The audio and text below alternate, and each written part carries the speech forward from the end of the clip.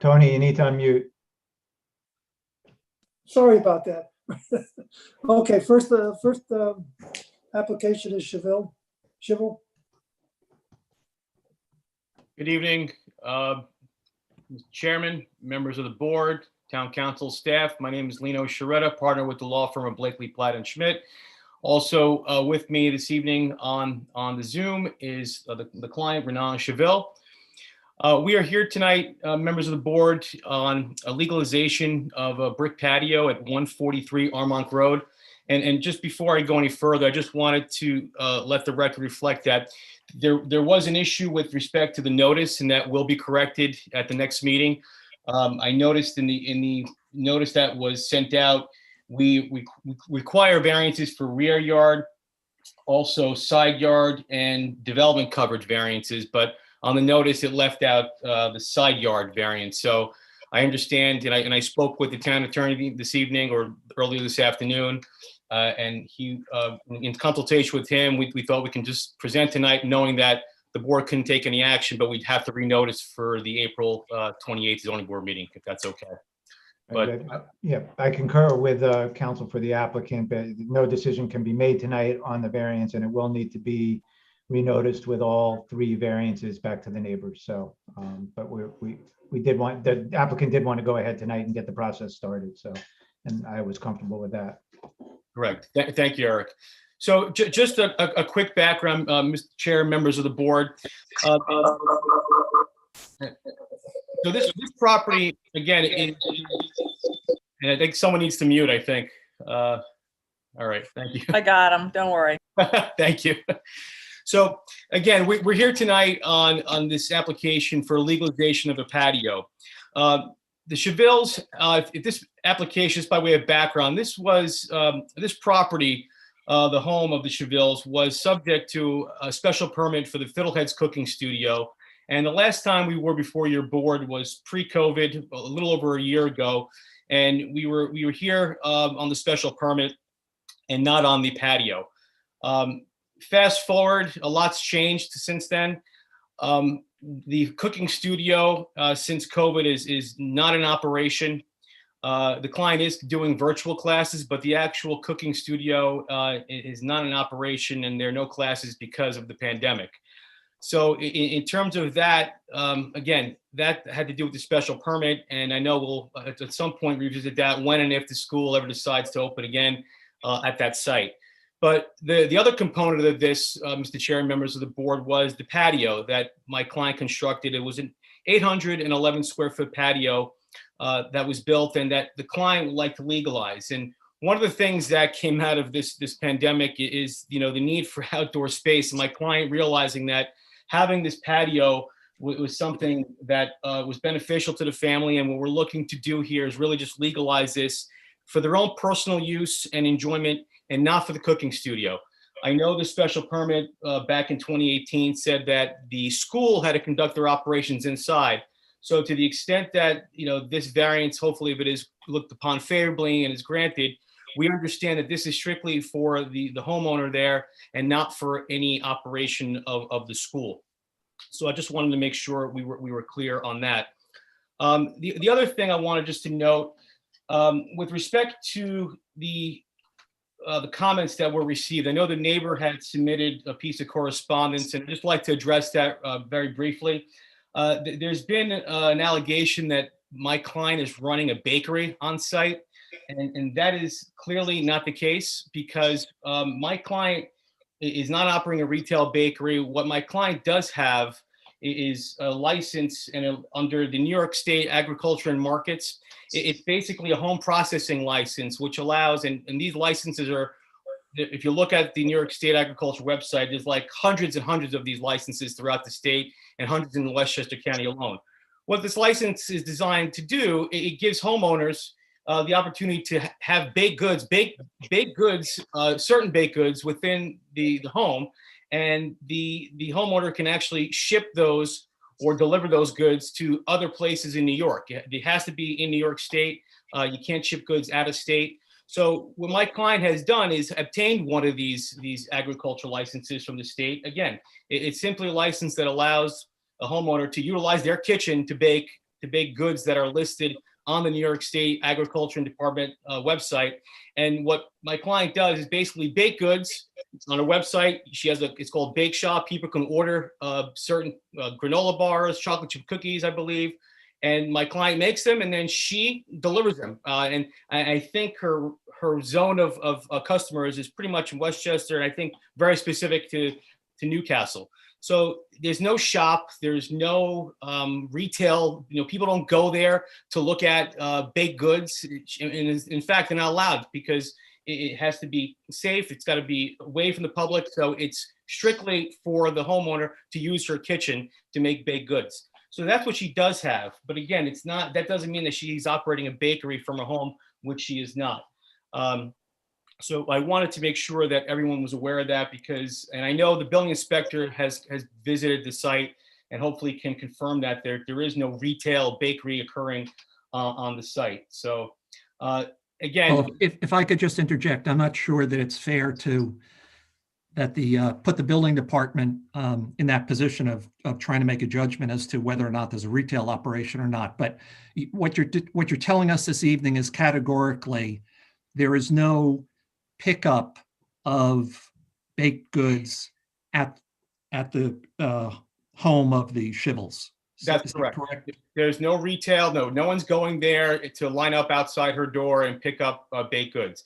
And Mr. Chair, the only reason why I mentioned the building inspector is because I know we scheduled an inspection of the property. So that's why I know he's out there. I wasn't asking for him to make a determination. I know he was out there, and I know my client and he scheduled the visit. So that's all I mentioned it for, because he was out there. And I'm sure if there was an issue, I'm sure I would have heard about it. But again, I just wanted to make sure it was very clear that there's no store involved here. Okay, this is really just my client, using the license to bake goods and supplement her income since the school is not in operation. Where are these baked goods baked? They're baked in her kitchen. In her kitchen, in her home? Yes. That's the agricultural license. The home processing license is that it requires that you use residential kitchen. Okay, you can't have a commercial establishment. If you're going to do that's a different license, but you bake the goods in your home using your home kitchen. Have you been doing that, Renana? Renana, I can hear you. You're on mute. Yeah. Hi. Yes, I've been cooking from my home. Not from the studio. I mean, I consider it my home as well. I mean, we've been using this kitchen throughout. Studio, right. When I say home, I'm talking about whether it's her kitchen or house or the studio. She's using the kitchen, but there's no one there. There's no people there.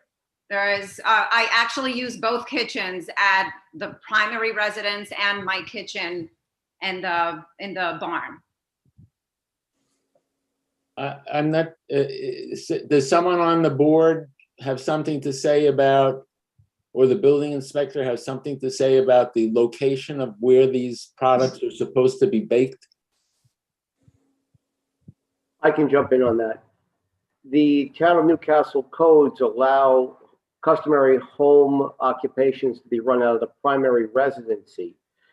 The barn structure received a special use permit for instructional use, not for any other use.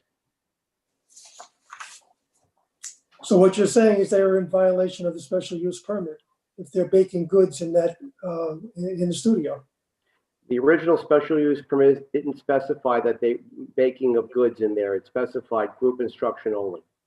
So they're in violation of their special use permit, correct or not? Yes, sir. Okay, thank you. And again, with respect to a violation, again, I understand the building inspector, but this structure, and again, the special permit had to do with the cooking studio and the cooking school, which has not been in operation.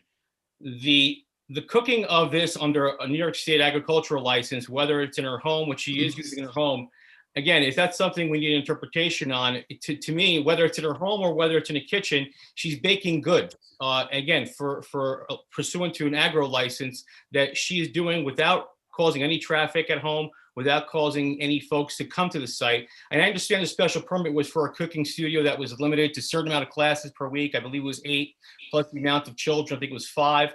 So that had to do with the cooking studio, and I understand that. But I don't think you can read that cooking studio special permit to say that she can never use her kitchen. And that's where, and I hope that's not what I'm I guess hearing, because if that accessory space, if we're calling it that, can't be used at all by Renana, it just sounds to me wouldn't be just a logical approach to that. It would sound to me like she would be permitted to use her kitchen if she was cooking baked goods, whether she's delivering it. She's Right. not using it as having folks coming in as a retail shop or a bakery. So I'm not sure that she would be prohibited from using that kitchen. And again, Well, it's not her kitchen though. It's not the kitchen in the home. It's a kitchen that was added pursuant to a special permit. Can I just add, we've been using we look at this as an extension of our house. We eat dinner here.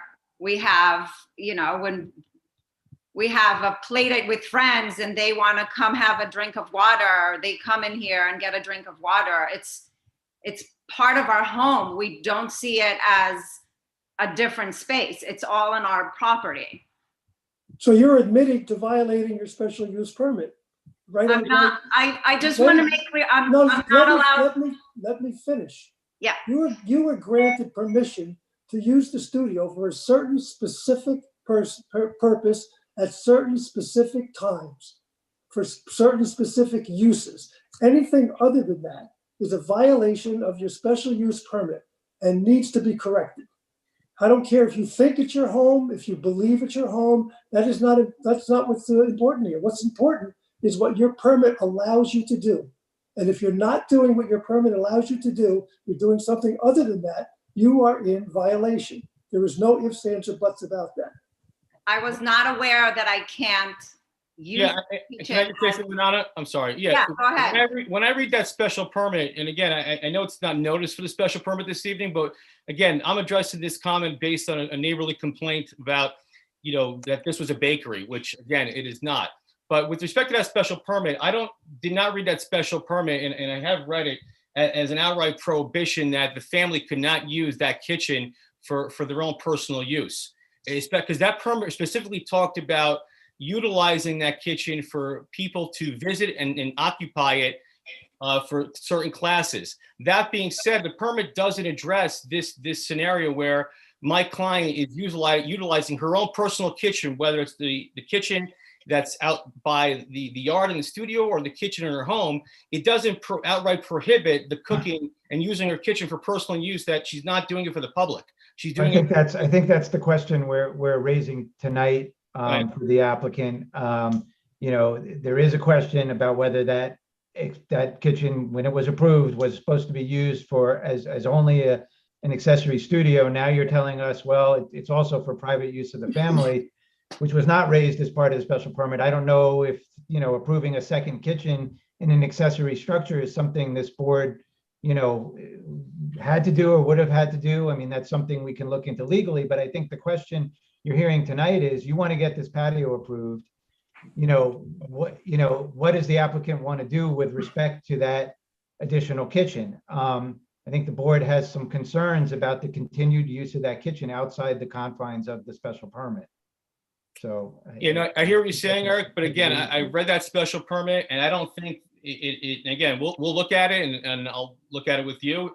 But I don't think that special permit, if my client wants to go in there and bake for her daughter or cook for her daughter, get a glass of water for her daughter or her kids, or have a glass of wine in that, or bake something, I don't think that special permit precludes her from using utilizing that structure, provided if she, again, I totally agree with the board. If she was having classes there, and again, I know there was an issue. I'm not going to deny that.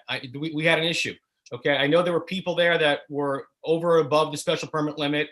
I know that there were classes that were over or above the special permit limit. That I'm not going to argue, totally agree. But we're not talking about that now. It's been over a year since we've had any of that. What I'm talking about is, if I'm hearing correctly, that, and I don't think we're making a determination tonight, but you're saying that my client cannot use that kitchen at all for her own personal use.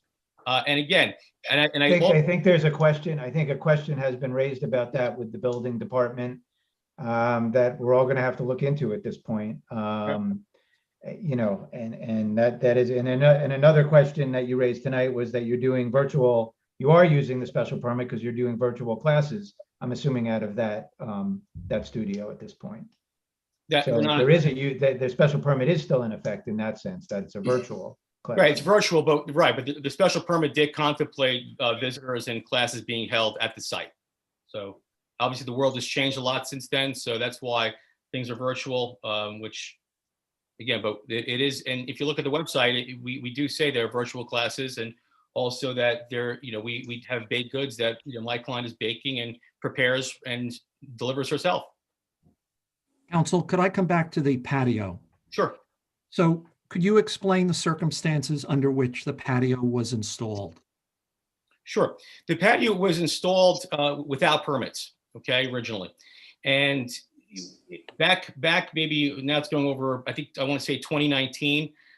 The patio was built, but at the point in time, the focus was on the special permit and not so much the patio. And ultimately there were discussions in the record about possibly removing the patio at that point in time. Again, this is back a couple of years ago. But that since the cooking studio has ceased in terms of having folks there and operating, the Chevilles have been using that patio for themselves. And it is a nice patio. I don't know if anyone's been there to see it, but it is a nice patio. But you're right, it was built without the required permits. And that's, you know, we note that, we were aware of it. And really, that's why we're seeking the variance, because my client would like to keep it, again, explicitly for their own personal use and not for anything having to do with the special permit.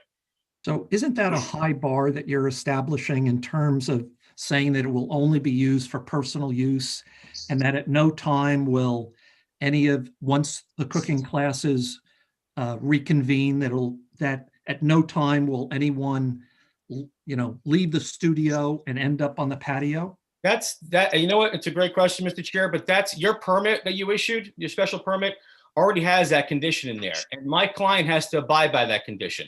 So your special permit already said, and this was back in April 25th of 2018, that you have to have limited amount of children in the class.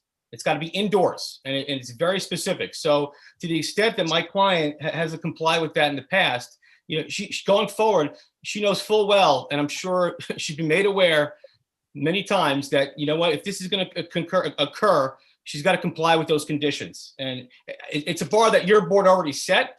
So to the extent that the conditions are already there, my client has to comply with it. So, and if the board, what I started my presentation this evening about, if the board would be inclined to grant this area variance for the rear side, and again, but numbers wise, I don't believe they're substantial, given the fact of where the patio borders North Castle's preserve. But when you look at it, you can condition the area variance to say, you know what, yes, that's got to remain for personal use and not for anything having to do with the cooking studio, because your conditions already stated that back in 2018. So again, the bar was set by this board, and we'd have to abide by that. And if we don't, then obviously, you know, there are consequences for that. Does anyone else on the board have any other questions before we check to see if there's anyone who wishes to speak to the application from the outside? Pam, is there anyone in the queue wishing to speak to this application? Yes, there is. There's a Frank Ruckel. Would you place him through, please? Yes. Mr. Ruckel, please unmute yourself. Hello? Yes, we can hear you. Okay, I just want to speak to the fact about the bakery goods not being picked up. I don't understand, if that's the case, how I have people come into my house asking me where the bakery is. They come into my shed in my backyard while I'm working on my snowblower and say, oh, this is not the bakery? How many occasions has that occurred on? Twice that I'm aware of. I mean, we're not always home, not always paying attention, but twice, two people came, asked me where the bakery was. Okay. Is there anything else you'd like to bring to our attention? No. I have something to say. I just feel like. I'm sorry, who's speaking? This is my wife, Shelby. Hi. Okay. I just feel like that there's been so many violations to what was put in place, regulations that were put in place at this point, that it's really uncomfortable for us moving forward. Who's going to be regulating these things? I mean, it was already put on us by the town when we first started making complaints. Could you please provide proof, which we did on several occasions? I don't want to live my life being a spy on a business that was appointed in a residential area. So how are these things going to be moving forward if she's allowed to have the patio, which I could care less about the patio, have the patio and the business continues? Who's going to be regulating to make sure that these aren't being violated? I mean, how is that even logistically possible?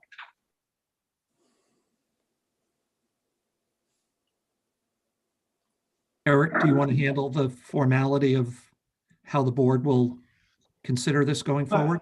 I mean, as far as regulating the conditions, that's up to the building department. They operate, they do operate somewhat on complaints of neighboring property owners, but the building department would monitor the conditions. I know there have been questions raised regarding some of the existing conditions in the special permit, and if All of them. many of them certainly, and if I believe, if at this point in time, because unfortunately due to COVID, it's our understanding, I guess until this new bakery started, which is another issue, that the special permit use was not operating. Therefore, there were no violations. I understand there were violations prior to COVID a year ago, but in a sense, there has now been compliance because that has not been operating for a year. And the way the town typically works is they try to get compliance. If this studio comes back online, it's going to be up to the board and the town and the building department and the planning department how they want to address, if they want to address revisiting some of these conditions that we know there were problems with previously.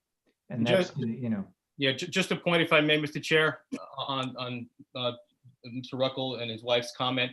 I'm glad that she did say, because I know there was an email back from the Ruckels back on March 23rd, where they specifically stated, I'm glad they raised it, that the patio, and to use their quote, was not a problem. So I understand the issues of the special permit about the school, fully aware of that, and I know the concerns of the board. But again, going back to the issue at hand as to the area variances, I was just glad to hear that the patio, again, was viewed by the neighbor not to be a problem back in March of 2020. And again, to Mr. Gordon's point about the operation of the studio, yes, it hasn't been operating as a studio because of COVID. And again, we don't know when or if it will ever open as a cooking studio where we can have actual attendees there. But as per my letter to your board that I wrote back on February 25th, obviously, when and if that time comes, we would have to revisit your board to address those issues to the extent there are any complaints with respect to the special permit. Sabrina, was there anything that you wanted to say in framing this conversation? No? No, not at this time. I think that, Okay. we need to kind of dig in a little bit deeper and kind of look at everything that's going on and determine how, the board wants to move forward. Okay, very good. Pam, is there anyone else in the queue on this subject? No one has their hand raised at this time. Okay.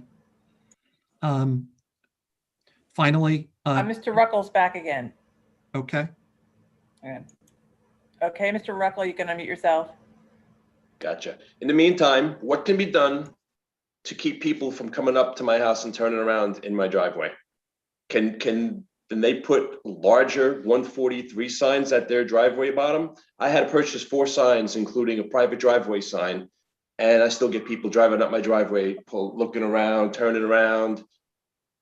Can't we do something to try to keep people off my driveway and out of my backyard when it's an invasion of privacy? And I'm sorry, but I disagree that it's the bakeries only for pickup. People are coming for pickup. It's not just delivery. I've had people tell me so. I think Mr. Ruckel, unless the applicant volunteers to do something about the signage before the next meeting, And we can do that, Mr. Chair. My client has no problem if we want to put up a larger sign to address Mr. Ruckel's concern about cars entering his driveway. We're willing to do that. I don't think that prejudices things one way or another. So if the applicant chooses to do that, Yeah, I mean, obviously, you know, we'll confirm with the building inspector to make sure the sign complies with your building code. But again, from our standpoint, if it's going to help with that situation, my client has said to me that they have no issue with that. okay, I think otherwise, Eric, we're going to hold this matter over until next month. Yeah, there could be a motion to adjourn the public hearing, or actually, we're gonna renotice it, so you don't even need a motion to adjourn, really. We're gonna reset the public hearing at the next meeting, so before the next meeting, so. Okay, we will see you next month. Thank you, Mr. Chair. You all have a good evening. Thank you. Thank you. Tony, next matter? Okay, next one is Heston. Am I good to speak? Hi, my name's Kim Heston. This is my husband, Blake. We live at 7 Orchard Drive, and we are looking to replace and expand our existing deck. We did a renovation in 2017 that the deck was originally a part of, but how renovations go, we went lower than we wanted to on money, so we just left the deck to be done later. And now's the time. Originally, we received a variance for the deck that was approved, but unfortunately, our architect has since passed away. So we have a new architect. His name is Thomas Harbison, and he suggested changing the stairs to the original drawing. We have a crazy 6-year-old son, and the original stairs were going straight off of the deck. So Thomas suggested having like a turn, so then you could go down the stairs. So our son just didn't fly off the deck. So now we are requesting a variance of 17 feet. And the setback, we back up to 7 Bridges Middle School property. It's the woods behind 7 Bridges, and then there's a fence, and then it drops off to the school. So technically 7 Bridges can't see the deck, so I don't think that is an issue. And it's in the back of our house where our neighbors also can't see it. So our neighbors have said that they are fine with this. Yeah, any questions? Oh, I'm sorry, I may have missed this. I apologize. Sure. So is it that you aren't actually enlarging the deck, but you're changing the where the stairs are located, and that necessitates the variance? So as the deck is right now, we are going to enlarge it from the variance that we received earlier. We aren't enlarging it, we're just changing the stair positioning. But we are enlarging it, yes. Do you know approximately how many square feet you're enlarging it by?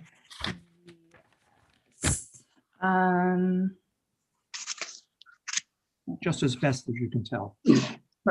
I would say like 4 by 4. About 16. It's about 16. 4 by 4. No, but area. Yeah, 4 by 4. So it's like 16 feet. Sweet.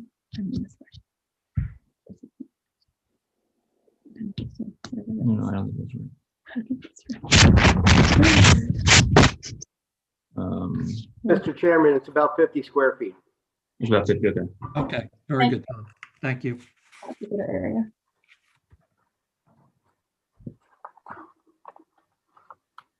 And how close would you think your closest? I know you mentioned there's one neighbor, I guess, right, who is adjacent to your property?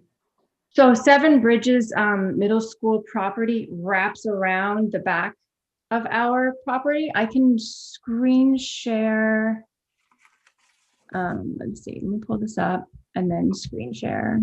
Okay, no, I think we can, I mean, that's fine.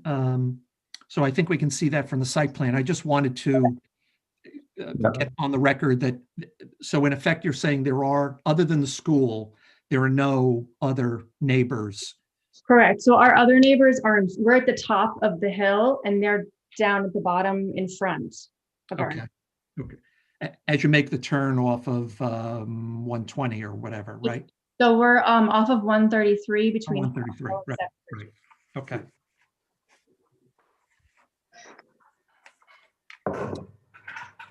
Any other questions by the board? Pam, is there anyone in the queue to speak to this?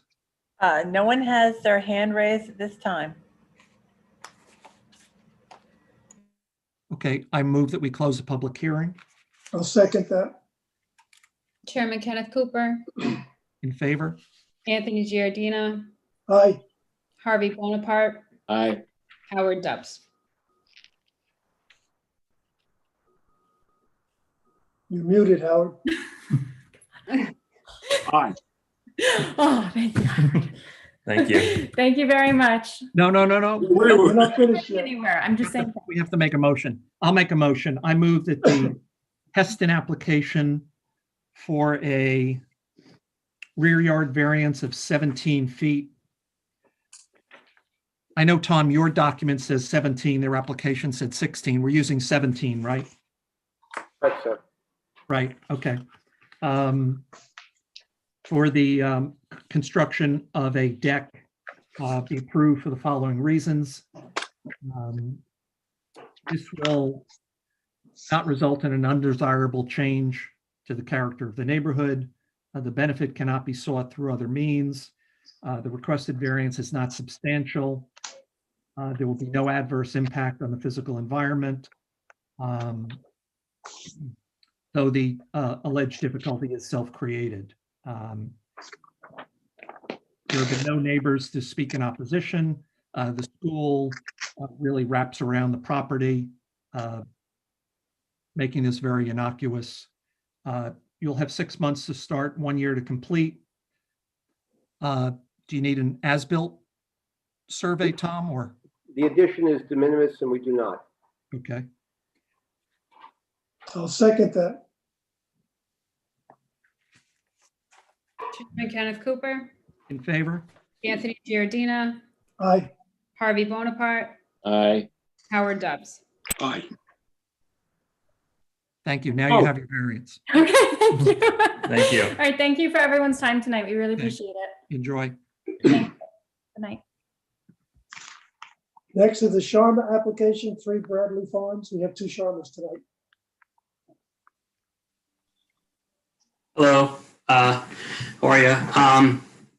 So my name is Arun Sharma. I live at 3 Bradley Farms. We are trying to get approval to put an in-ground pool in our backyard.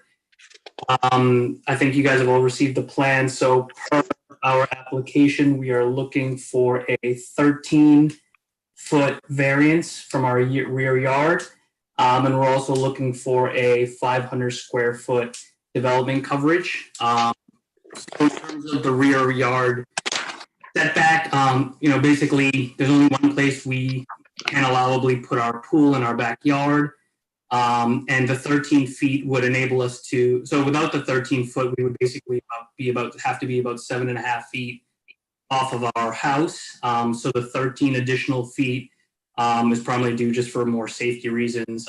We do have 2 little kids. We also do have elderly parents who stay with us every once in a while, well, actually pretty frequently. So, just having a little bit more of space around the pool while people are walking, would just give us more peace of mind.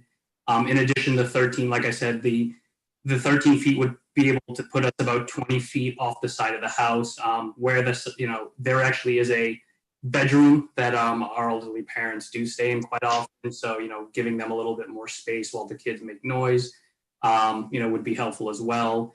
The neighbor that does abut our yard, we spoke to them actually yesterday, and there doesn't seem to be any issues with the 13 feet. We told them kind of where we were thinking about putting the pool, an idea. And then for the development coverage, the 500 square feet is basically just a little bit of a patio around the pool. I know I can see the pool architect, Frank Lacken, was on. I don't know what other information you need. I'm not really too sure how to present it. I don't know if he has anything to add in that would be helpful, but I guess from a high level, that's, why we're here tonight to request those two variances. Well, one thing we ask of applicants as it relates to development coverage is, have they looked at methods, means, ways that they can mitigate the overage or the variance that's required? Sometimes that might mean removing something that's already on the property, or scaling back a patio or something of that sort. Has your architect looked at that in this instance? Yeah, I mean, we have kind of walked through all the different scenarios. I mean, I think, we definitely aren't able without, I think, serious construction or kind of demolition to get enough square feet to get a decent patio around the pool. So, there could be a little bit here and there from little, cutting the walkway off by, 6 inches. But, in terms of that materiality, we haven't been able to really locate enough of square feet where we could have, a pretty simple patio around the pool. And could you describe for us to the extent that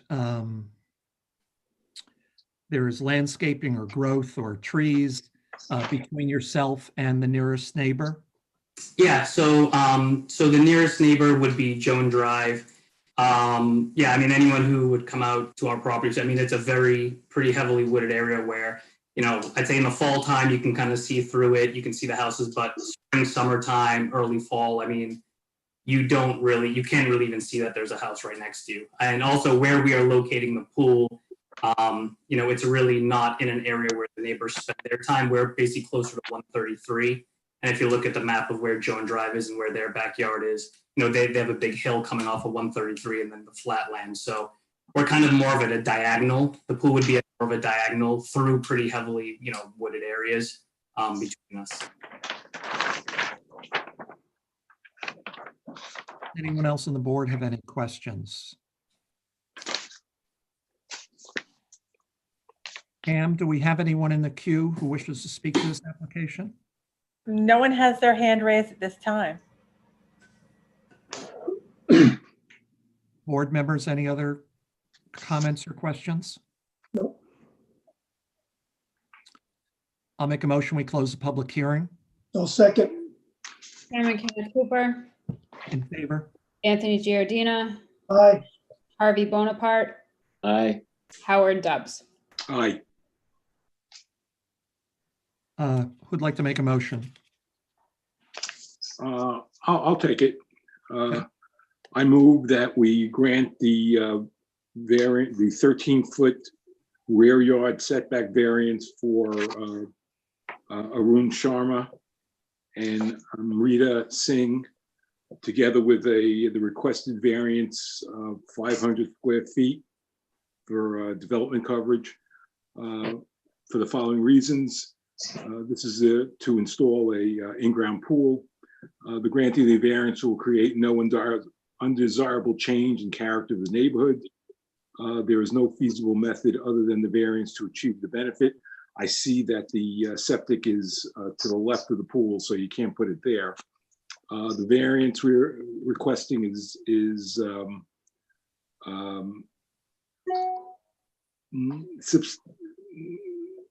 substantial, but not significantly substantial to warrant it to be not approved. And the granting of the variance will have no adverse effect or impact on the physical or environmental conditions in the neighborhood. Although this is a self-created hardship, it will not impact the neighbors or the environment at all. So for those reasons, I move that we grant the variances. Want to put a time limit on it? 6 months to start, 1 year to finish. Good. I'll second. All right, whoever wants. Chairman Kenneth Cooper, Anthony Giardina, Aye. Harvey Bonaparte, Aye. Howard Dubs. Aye. Just before the board, I forget if you put in anything about a survey or marking where the location. Final survey? Tom? Yes, please. Yes, Final please. survey, please, Mr. Sharma. I don't mean to, I know in the past you required if it's a gunite pool, you wanted certain things marked out before the gunite pool was poured, so that I didn't know if you wanted that again, so. Well, I usually do that, but I didn't make the motion. If Howard wants to add that, I would be happy to. Yes, I would add that if this is a gunite pool, Yes. Sharma, then I think once it, Tony, what's the language, once the rebar is installed and before the gunite is shot, you should get it, we would require you to have it surveyed so that you're in the right position. Because we've had times where it was a foot or two or more off, and after the concrete is poured, it's an extremely expensive and arduous task to put the pool where it belongs. So it's cheaper and easier in the long run to pay for a survey, make sure you're right, and then shoot the gunite. So I would suggest that Howard adds that to his I agree, and that should be included in the resolution. The resolution, couldn't think of the word. Okay, yeah, no problem. We've actually already spoke to the survey. We were gonna have him come up before even backhoe started, so we knew we were gonna be in compliance, so not a problem. Good, thank you. Thank you all, appreciate it. Thank you, you're welcome. Okay, and next one is Rosenthal. Good evening, Mr. Chairman and members of the board. Schwartz from the law firm of Zarin and Steinmetz. Nice to see everyone tonight. It's certainly been a while. Hope you're all well and your families too. I'm here tonight representing Lauren and Michael Rosenthal, the owners of 34 Cabin Lane, regarding the proposed pool project. The Rosenthals are avid swimmers and look forward to having a pool on their property to enjoy lap swimming and other exercises in their pool. You see Lauren and Michael on the screen tonight, also joined by Glenn and Seth Ticehurst, the project site designers and landscape architects, Brian Hildenbrand, the project engineer, and my associate, Matt Acasella. This application requires 3 variances: lot area, front yard setback, and development coverage. The first 2 variances relate directly to the fact that the pool would be located technically in the front yard of the property. And that's due to the configuration and development of this site over time. As in our submission materials, the Rosenthal's home was a former barn that was converted to single-family residential use with approvals in 1987, which was well before the time that the Rosenthals acquired the site. So it's an existing, non-conforming, the existing barn, or the old barn that's now the home, is set back 8 feet from the property line. So that existing nonconformity has existed all this time from when the barn was in place, and then it was just simply converted to single-family residential use again in 1987. So as a result of that rear yard setback, there is no meaningful backyard area on the property for a pool or for any other recreational amenity. So when Lauren and Seth, and Michael, I'm sorry, first came to Glenn and Seth and proposed the pool concept, the site that's currently proposed for the pool was decided upon as the optimal location for the pool. And that's based on factors such as the existing septic location, which we just heard in the prior application, as well as topo and other factors that Glenn and Seth will describe in a moment. And when you look at the plan and maybe you visited the site, while the pool would technically be in the front yard, it looks and feels like a side yard. So we think the project has been designed in a way that doesn't cause any adverse impacts to the environment, to the neighbors, is adequately screened, and certainly satisfies the board's 5-factor test. We know that there are a few neighbors on the call tonight. We also received some comment letters from a few neighbors. I want the board to know that Lauren and Michael have been talking to many of the neighbors, productive conversations, and we're hopeful and confident that with tonight's presentation, the neighbors will see that their concerns and comments have been addressed. Quite frankly, none of them really caught us much by surprise. They're ones that we had anticipated. And so Glenn and Seth have already taken those concerns into account in their plan with respect to screening and other mitigating factors. And some of the requests that have been made, for example, with respect to certain type of fencing and lighting, the Rosenthals are perfectly happy to accommodate. So again, we're hopeful that by the end of tonight's presentation, the neighbors who are on the call this evening will be in a position to express their support for the application. So with that, I'll turn it to Glenn Walk through the drawings. I think first we'll start with an aerial that will show the juxtaposition of the neighbors' properties vis-a-vis the Rosenthal home and the pool location, and then we'll hone in right on the proposed pool project. Thank you, Brad. I'll have Seth pull up the drawings. If you could share a screen.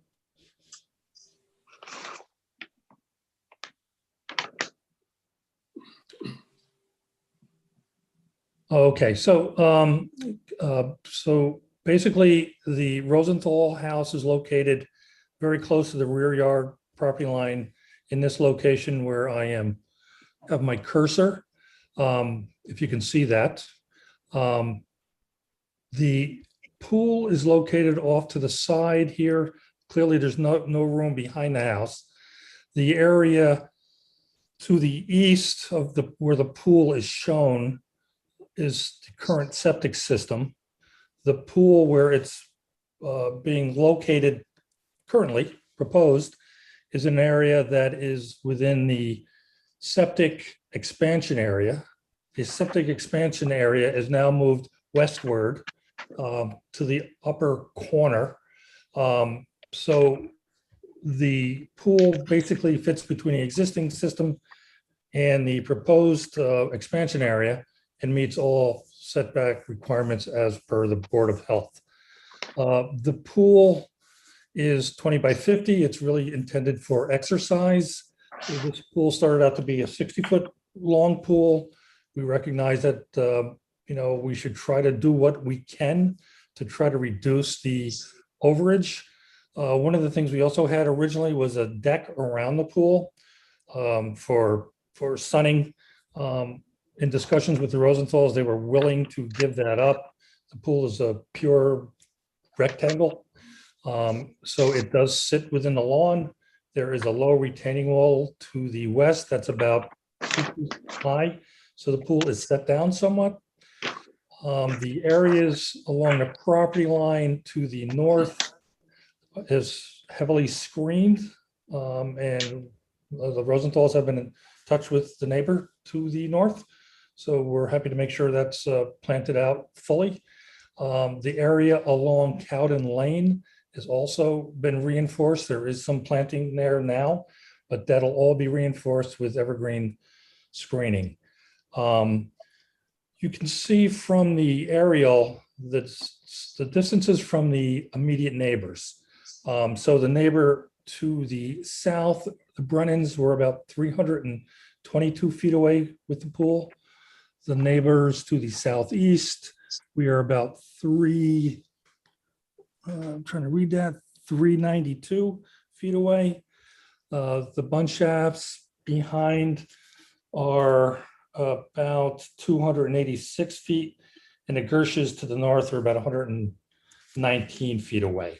So although it's sort of an unusual situation where, the building being one of some historic significance back in the day, the location where it is, how the property was subdivided, really eliminates the possibility of putting it in a true rear yard. The true side yards to the north are occupied by septic, and there is a steep slope area there as well. So it's a bit of a shoehorn project, but it's one that we think can be quite elegant. Screening will ensure that there is no impact on neighbors. The fencing will comply, and there's been conversations with the neighbors about what that fencing should be.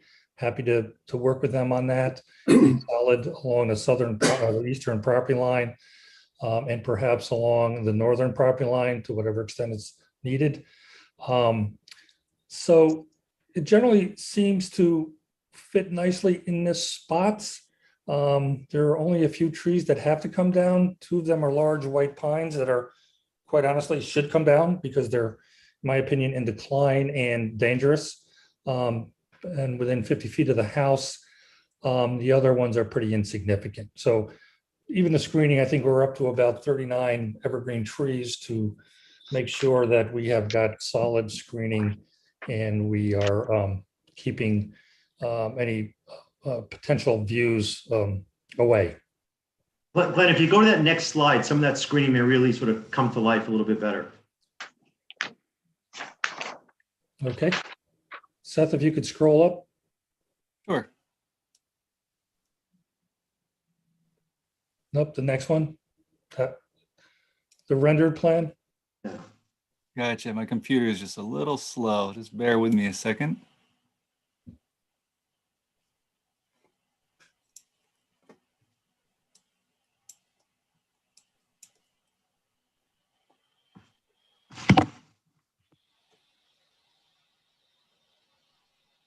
Is the Rosenthal home and the surrounding homes at similar elevations? No. So that's a good question. The the pool site, basically, there's a topographic sort of an overlay we did, but the So Glenn, sorry to interrupt you again, but why don't you turn to that plan? I think that seeing the contours will again help answer that question. Okay. Great. So yeah, so the property to the, I'm going to call it the east, that is approximately 32 feet. There's a 32-foot grade change, so their home is lower, so they really can't see up through easily, obviously, through the wooded area on their property, through the opaque fence that we'll have, but it's significantly lower. The property to the southeast is approximately 20 feet lower. And the Rosenthal house will actually block that view, even if it were at the same elevation. The sight line through there is, again, it's quite a bit of grade change lower. Houses in between it. The property to the immediately to the south, the Brennans, that one I believe is relatively close, but really of no significant impact. We've been in contact with the Brennans. They seem to be okay with the project. Obviously, any screening that we need to do, we're happy to do it. Does the application at this time envision screening? Yes. So Glenn, again, go back to that colored site plan, the rendered site plans. I think that again will help address that question. The rendered one, Seth, below that. Good. The aerial was really helpful to help show where the neighbors are located in the views. I think this will really bring to light the vegetation, the robust vegetation that's proposed. Sorry, guys, my computer is very slow. There we go. All right. Okay, so you could see from this plan to the north, which is the right side as we're looking at it, that's the Gersh's property. That'll be heavily screened along that side. The Cowden Lane portion of the property along the road will be also heavily screened. Even down the driveway will be screened, so any cars heading north on Cowden Lane would be shielded from the pool. It's a pool, so the Rosenthals are, want to make sure they're private as well. So, the interest is really to provide a very private spot for them on their property. So between fencing, planting, elevation changes, we do believe we've accommodated that. And you want to point out the location of the equipment pad, please? So the equipment pad is in that area where Seth has the cursor. That'll be completely screened from all four sides. And there's no decking or any kind of other. There's no impervious surface around the pool. It's around the the pool pool itself with the coping and the low retaining wall. Originally, as I said, we had a deck around it. We had a connection to the back patio of the house, another set of stairs. I mean, all of that had to be stripped away to whittle down the coverage issues. What does the proposed spa mean?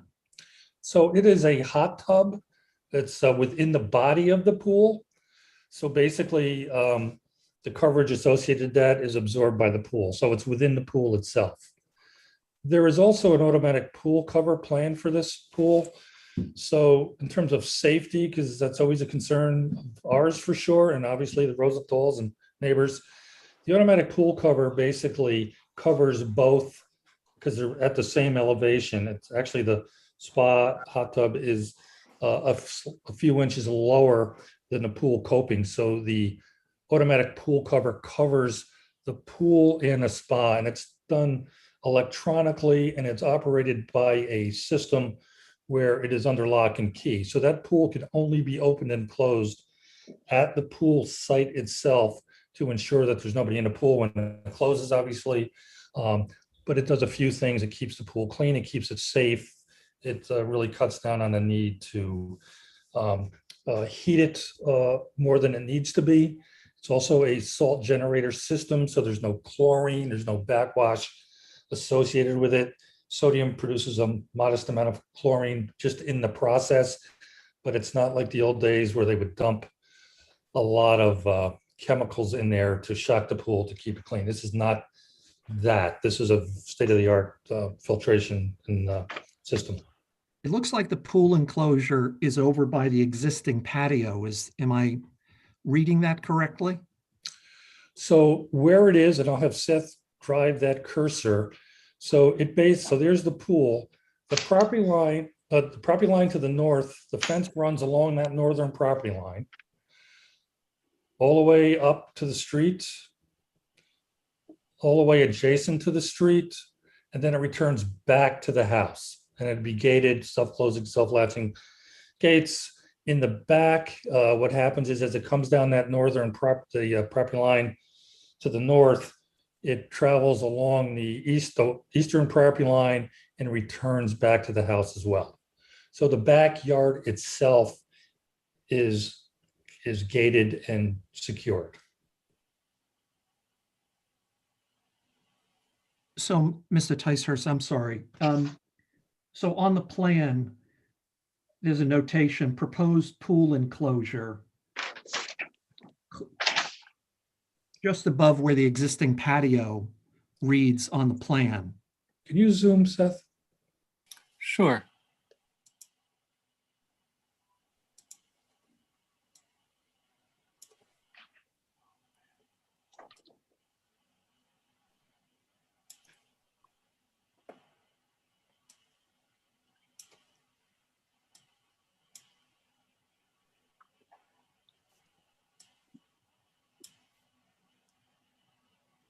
No pressure, Seth.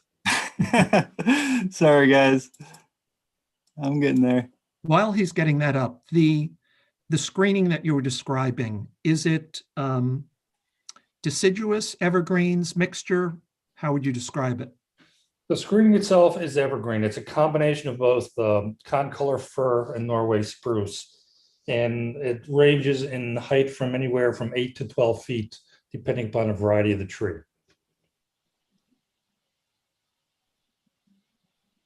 So what Seth has up now, I'm sorry, when you see that note, proposed pool enclosure, that's referring to the gate and the fencing. And that's just typical as it travels around the other borders of the property. Got it. Okay. And Glenn, for the benefit of the board, I know we talked about the topo drop to the neighbors to the east, but you have a section down below showing the view from Cowden. I know there's a topo change there as well. So if you want to briefly just sure, we could do that. describe that section through the property. Back out, sure.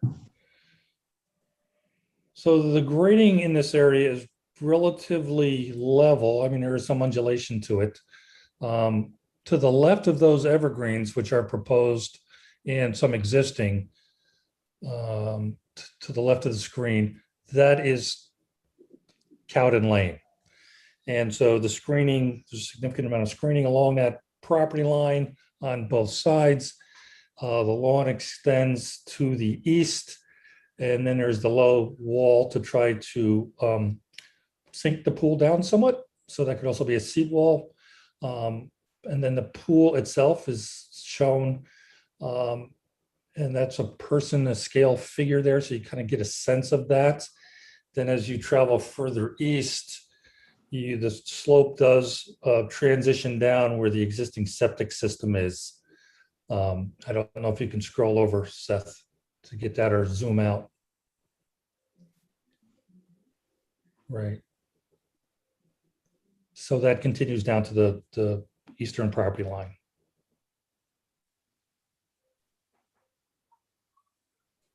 Not to complicate matters, the generator that you see here at the bottom of the plan, did that receive a variance?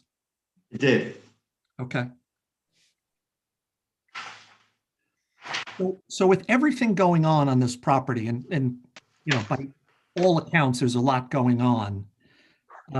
There's no way to mitigate the development coverage variance that was required. I know you made some concessions, but there was no way to get closer to net zero.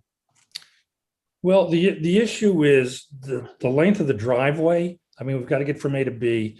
The parking area where the garage is located. So if you're coming down a drive and you turn to the left to go into the garage, in order to have enough space to comfortably back out, the existing edge of that back of the driveway is it's tighter than you think, especially if there is one or more cars somewhere parked in this driveway. Now, the Rosenthals, like most folks, and they also have, you know, adult children that drive, that space fills up quickly. So the idea being, you know, if you could just lop off a big chunk of it, you know, we looked at doing that too, but the maneuverability, the coming and the going, making it narrower, it was a challenge. So that's where we looked at, you know, I'd rather eliminate terrace than not be able to comfortably get in and out of my driveway. I only mentioned the fence because you brought it up. Apparently you've had some discussions with neighbors about a fence. Yes, the Rosenthals have, yep. Is that part of this application? The pool fence would be part of the application. My understanding is it would be as of right to put a fence up in that location, the location is shown, whether there was a pool or not. I'm sorry, you're talking about the enclosure that's required by statute to be around a pool, right? I'm talking about, are you suggesting that you've had discussions with a neighbor about a fence out at the property line? Yes. Or not? The Rosenthals have, yes. They've talked to their neighbors about that. But it's not part of this application at this stage. Well, I assume it would be, because it.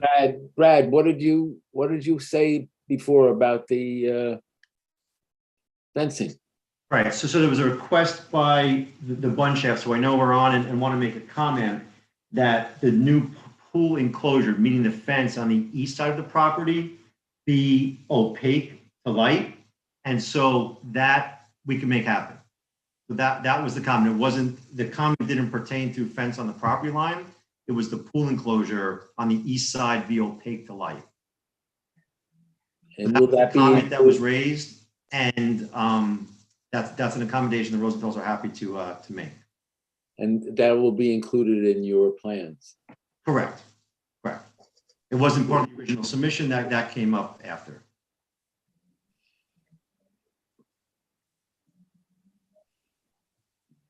Mr. Chairman, just for the record, for what it's worth, the rear yard variance for a generator was application 2013-71. Thank you. Board, are there any other questions at this moment, or should we hear from whomever wishes to speak to this application? One question before we go on. Right. Is there any intention of having artificial lighting of any kind around the pool? No, there would be lighting inside the pool itself, some LED fixtures, but there's no landscape lighting associated with it at all. I'd like to get an answer from our council about the pool lighting. I believe that we don't allow in pool lighting, underwater lights in town, and that may be just custom or it may be statute. I don't know for sure, but Is that what you're talking about, the LEDs in underwater lights?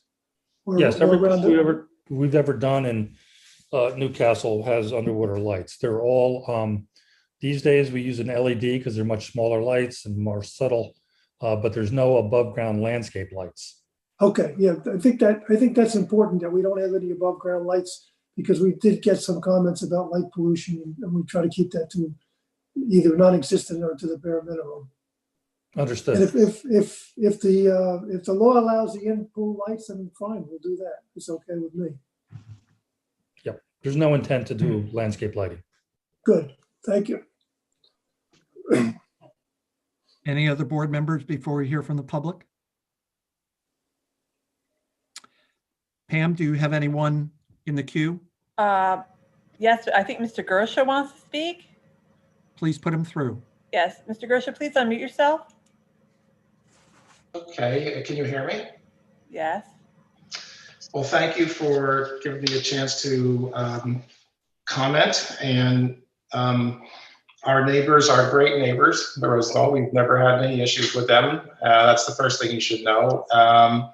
They did approach us a couple of weeks back regarding several weeks back actually, when there was some surveying work done in terms about putting the pool in. And they shared what their thoughts were around the questions that I have. But I did want to repeat some of those questions, because as I'm looking at the survey here, the actual diagrams, it's a little bit, a couple items on here, a little bit different than maybe what I understood. So I might have misunderstood from verbal conversations, and obviously a picture's worth 1,000 words, as we all know.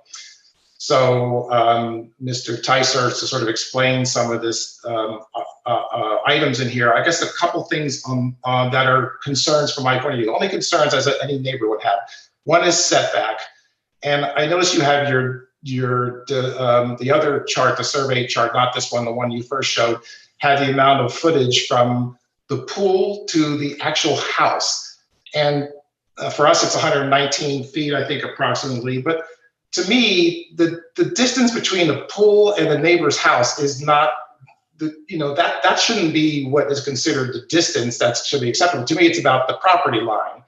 And I can't see what the distance between the pool on the north side of the pool is from our property line and the Rosenthal's property line. I don't know if that's 20 feet or 30 feet. And I don't know if there's being asked for a variance on that setback. I thought the pool would be a little bit closer to the house and not as close to our property line. So I don't have a sense of that distance. I only see the 119 feet to our house. And I don't know, really, it's hard to visualize, but what does that mean? If I'm in the second story of our home and I'm looking out the window, is the pool right up against, the property line, and we actually can see the pool or whatever. So that's a question I have in terms of setback, or what I call line of sight to the pool from our property. If I'm walking around our house and, gardening on the outside, I don't really want to see a line of sight to a pool. So I'm sure that's being addressed somehow. Now, the second point I want to bring up, because it was not discussed with me, we did discuss with the Rosenthals, Mr. Gersha, safety fencing around the pool, because that's required. So in case little kid, that affects property value, of course. Little kids, you don't want to have, neighbors won't buy a house if they see there's a possibility that if they have kids, they could get hurt in the pool. That's not protected. I did not know, and I do have some concerns about fencing along our property line, because that just changes the whole look and feel of when folks enter our property on our driveway. There is no fencing. It's sort of like country feel. It's open. I thought the fencing would be around the pool, tightly around the pool, since there's no depth, in a way to protect anybody getting hurt from the pool. I did not expect, nor do I feel 100% comfortable at all having a fence going down our property line between our two properties. Now, I don't know what the legalese is around that, but to me, it just, in my opinion, materially impact the look and feel of our property as a country home, having a fence. I don't even know what kind of fence it would be, going up and down the entire property line to the street. And in fact, the property line does cut pretty close to our driveway, and there's no screening, there's no trees there. So if the fence is going right to the property line to the street, that means anybody that's driving into our house can see this big fence that it kind of intrudes on the look and feel of our property. So I have an issue with that. And I appreciate the fact that the lighting was addressed, ambient light, And I just, want to make sure, again, at nighttime, I don't really want to see ambient light from our view. Maybe the screening is going to help with that, which would be great. So that's a question. And then finally, I noticed on this, which I didn't expect to see, because I thought when I had conversations with the Rosenthals about the pool equipment, it looks like the pool equipment, the filter, the whatever else is being used, the motors for the opening and closing of the pool covers, whatever is in this pool equipment area, which is much closer to our house and the property line than I thought it was going to be. I thought it was going to be closer to their house or towards the back on the east side and not being right up against the house, because I don't really want to hear continued noise of pumps and filters and backwash and all that kind of stuff happening that's that close to our property line. And again, I don't know the distance there. So that is something that I didn't expect. I'm not trying to make this difficult, because we told the Rosenthals that, they went and said they're going to put a pool in, that, yeah, that's fine. We're comfortable with that. But there are some nuances here that I did not really have, it wasn't clearly communicated because it wasn't understood. We didn't get into the details of fencing, the pool equipment location. I thought the pool would be closer to their patios. When I had the conversation, they said, "Oh, the pool's going to be, we can come right off our patio and our deck, and we come right into the pool." It looks like it's further north. And so I just sort of wondering in terms of that, how the closest to the property line, what exactly, am I going to be able to see? What is it going to look like? And it's hard to visualize from these kind of diagrams. Mr. Gersher. And then finally, I guess, is if this does, obviously get approved and everything, I did mention to the Rosenthals, I don't know how long the construction is going to take on this. We're coming up on the summer, the pandemic's sort of coming to the end, where I want to enjoy my outdoor life on our property and gardening and things that we do without having to deal with months and months of construction and whatever else is going to be done through the entire summer. So I understand weekdays maybe, but weekends, I hope that's not the case. Lauren did, sort of say, yeah, they would agree to that. But again, this is about quality of life on our side of the property. And I guess when I looked at this, I'm, again, not saying they can't put a pool in. We're okay with that. I think it's just how it encroaches on the property line. And just because it's 119 yards or feet rather from the side of our house, that to me should not be the determinant factor. It should be, what is it to the property line? And I don't know if that's 20 feet or 30 feet or what. Okay, So, let's help Mr. Gersha. Mr. Gersha. Yeah, that would be helpful. Thank you. Let's get you some of the answers to your questions, okay? Who am I speaking with? Who, me? No, who's going to give me the answers to that? Mr. Ticehurst is right now. Okay, thank you. I'll be happy to address that. So legally, the side yard setback is 35 feet to the property line. The pool is 52 feet, 7 inches away from the property line. So it's in excess of the required 35 feet. Obviously, that's a critical area for screening for you, and the Rosenthals insist that we do a robust planting on that side of the property, as well as to address the planting with other neighbors. So 52 feet, roughly 7 inches from the side yard property line, whereas it's typically a 35-foot setback. The fence is 4 feet high. So a 4-foot high fence is required by law. I'd be happy to discuss with you the fence and the location and whether it's more opaque or more see-through. The idea would be to nestle the fence at some point within the planting as much as possible. Light, you had mentioned, the only lights there are the lights within the pool itself, and they are really low wattage LED lights. The filter location also has to meet the setback. So the location where it's shown is in a little available corner there. What we plan on doing is regrading that area down a little bit to lower it as much as possible, and then it will be completely screened on all 4 sides with just enough access on the Rosenthal side for maintenance to occur. So that fine. Thank you very much for that. Again, that doesn't address the noise of the filters and all that stuff. But that's a separate issue. That's going to be continuous running and noise. And I just Not didn't necessarily. property line. I was surprised to see it there, but put that aside for a second. The fencing, we have no fencing now on our property line. It's open property line. There is fencing on the other side with the Brennans, I know, but that's a different situation because the driveway's right up against the house there and all. I get that. I don't want to see fencing on our property or on the property line from the street to all the way back to the back to the east side and all the way around. I mean, I just don't want to see that. I didn't expect to see fencing there. What my understanding and expectations for discussions with the Roselaw is that there would be fencing around the pool for safety reasons, but not. I didn't expect to see any fencing on the property line all the way to the street. I guess legally they could do it, but that is a big disappointment if that's the case. That will definitely impact the look and feel of our property as far as I'm concerned, and that has a negative impact. And Glenn, correct me if I'm wrong. I was surprised to hear that. Glenn, correct me if I'm wrong. This is not going to be a 6-foot stockade solid fence. This is going to be a fence that fits in with the rural feel of these properties of the community. Well, the rural feel of the property and our property, there is no fencing. Most of the properties have no fencing between them. It's open, very open. I don't care if it's rails or whatever. It's still a fence, and it's gonna intrude versus what is open right now.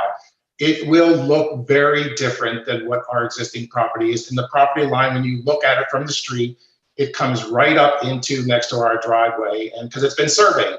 So don't tell me that the fence is going to look great and everything. It's not. It's going to be very intrusive, and it's going to have an impact on our property. That I know for sure.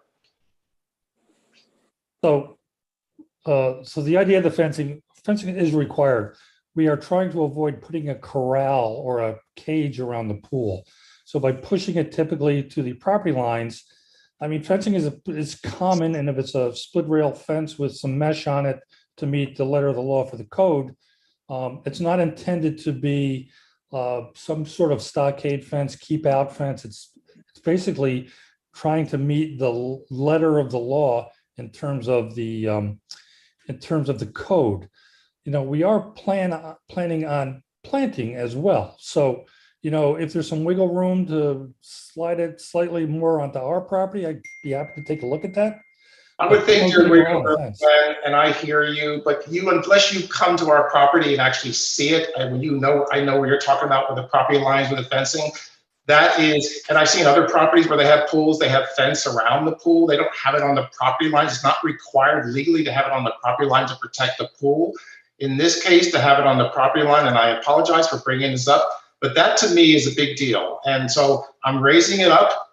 I want the town to hear this, because when you drive down our street, it's a country road, it's a private road. There's hardly any fencing anywhere up and down the street, unless it's required by some other reason. But it's the country feel. So this changes as a result of the pool. The decision's being made to put a fence on the property line all the way to the street.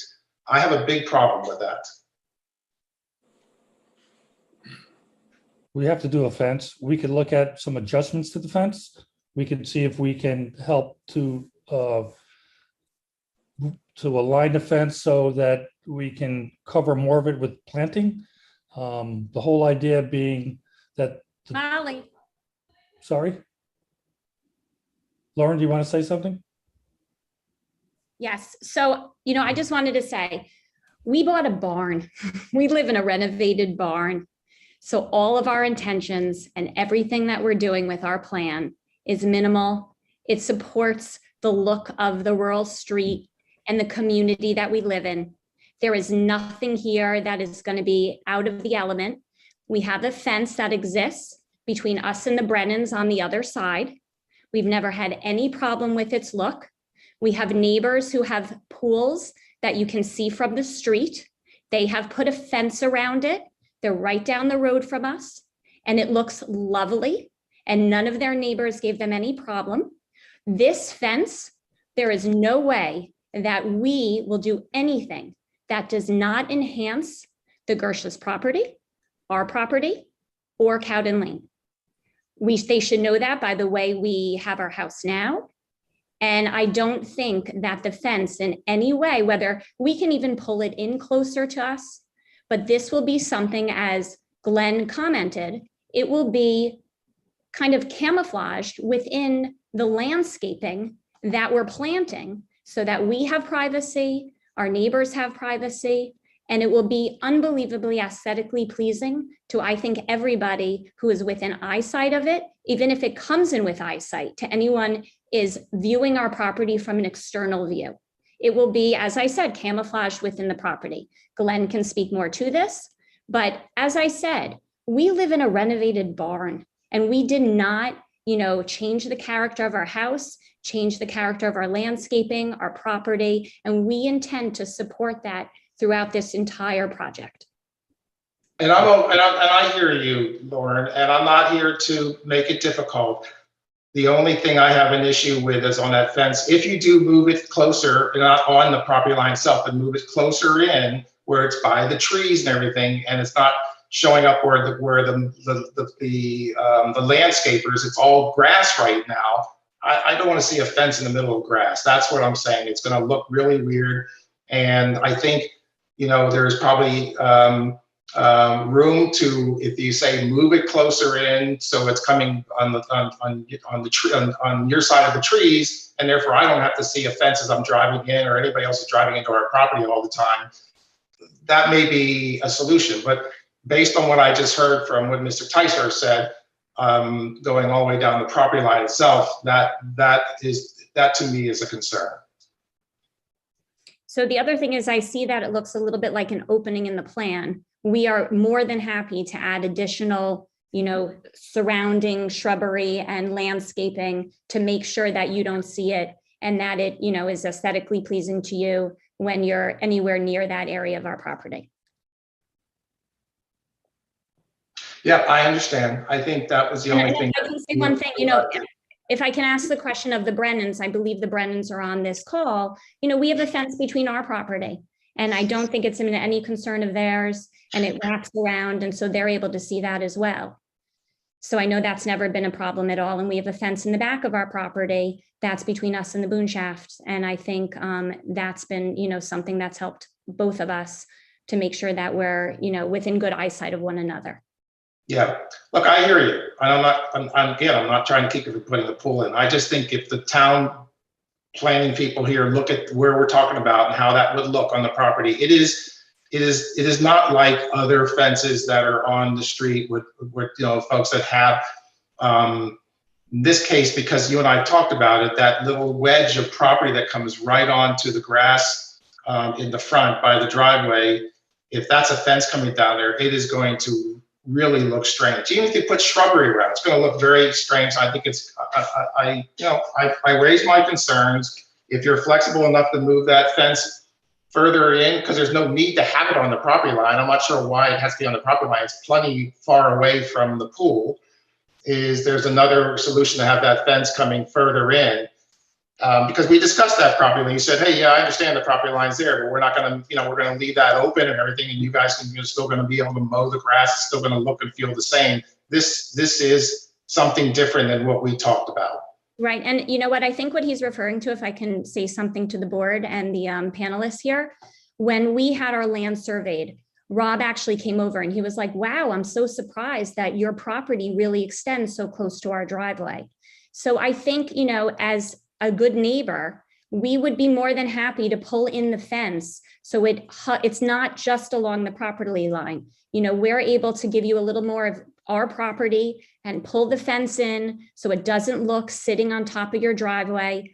And that way it'll be better for you. It would make more sense with the way it hugs our property, but we don't have to necessarily put it along that property line that you were very surprised, really sits so close to your driveway, which is fine for us. We're happy. Yeah, look, Lord, I think we can compromise on this. And even if it means that you're worried about the property, causing a problem in terms of surveying, I'm saying maybe we switch some of the property line that's further down by the pool, where I don't need, that's more on your, on your side of the trees, versus this thing's right on the entryway, right? You know what I'm talking about. I don't need to, And so if there's some wiggle room and flexibility on that, where it can, so it goes behind the trees on your side there, where, you know, where that tree stump is, I'm less concerned than having it on the property line. And so if there's, you know, if there's flexibility there and there's way to make it work, I'm just, that's the only point I'm trying to make. Got it.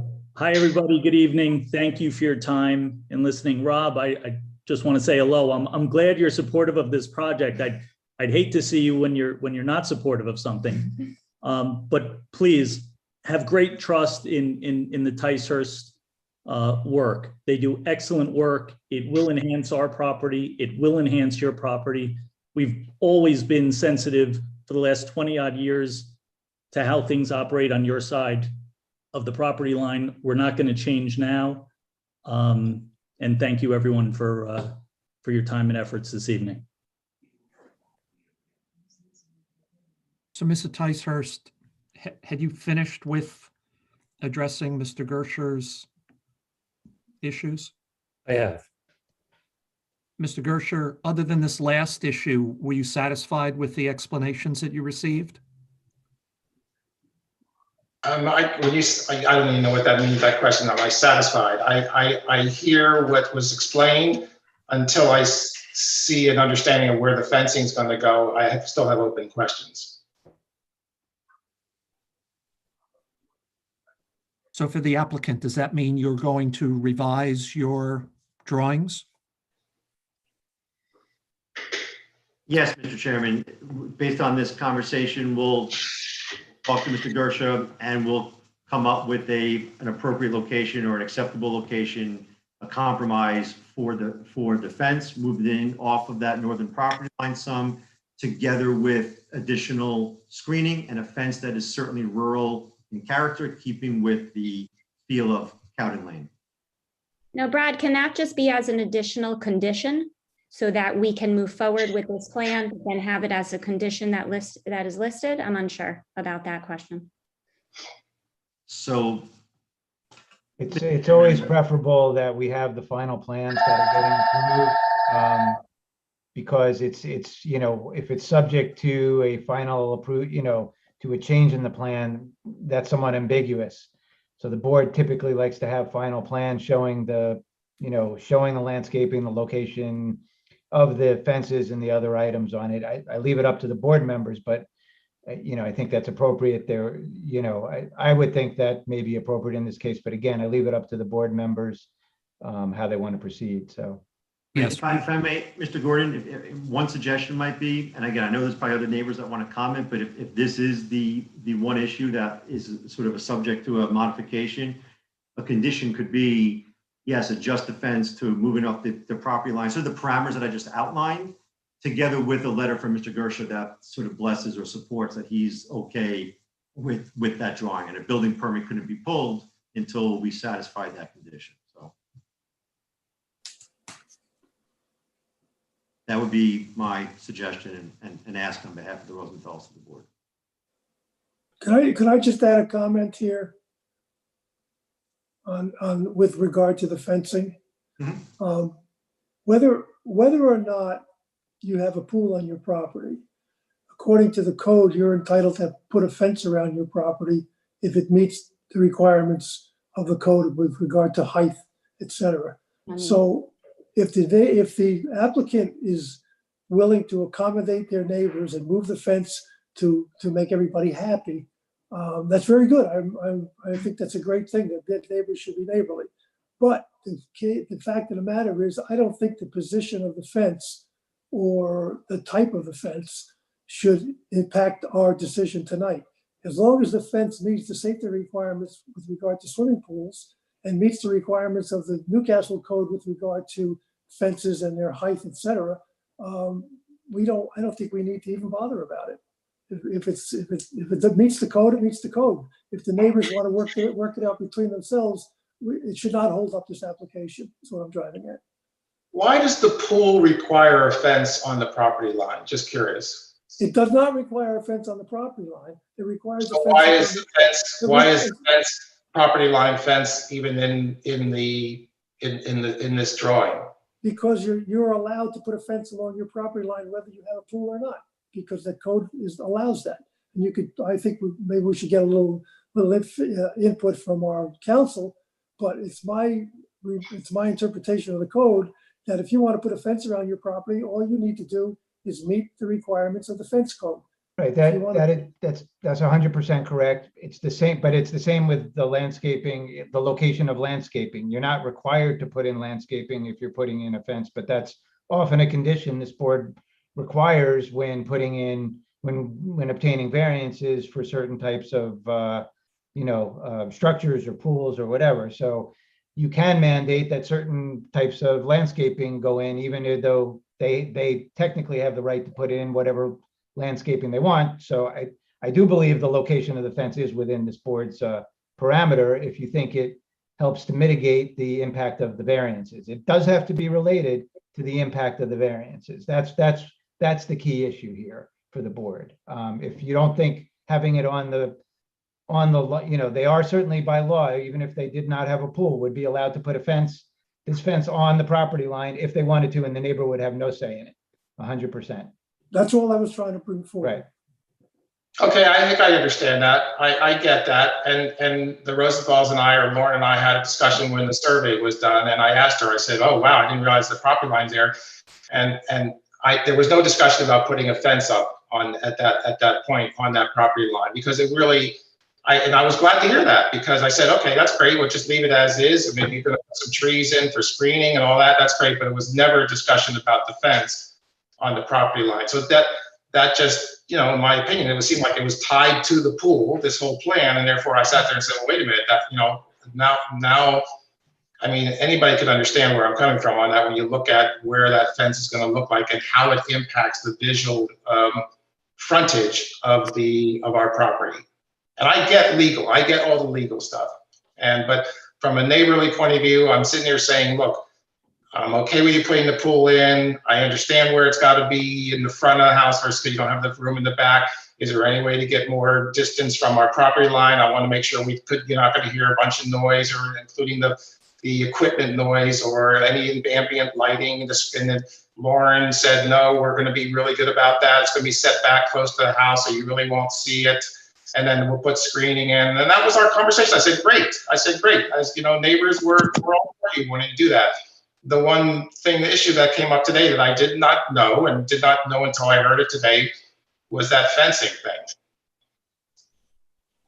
No, I see your point, but what I'm driving at is if the Rosenthals want to be neighborly and you and the Rosenthals get together and decide on a location for the fence that's agreeable to both of you, I commend you for that totally.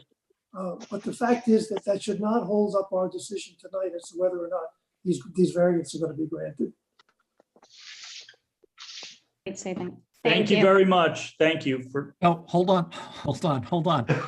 I think there's at least one more neighbor, Pamela Thornton. Yes, there is Karen Bunshaft. Let me allow her to speak. You're going to mute yourself. Yes, hello.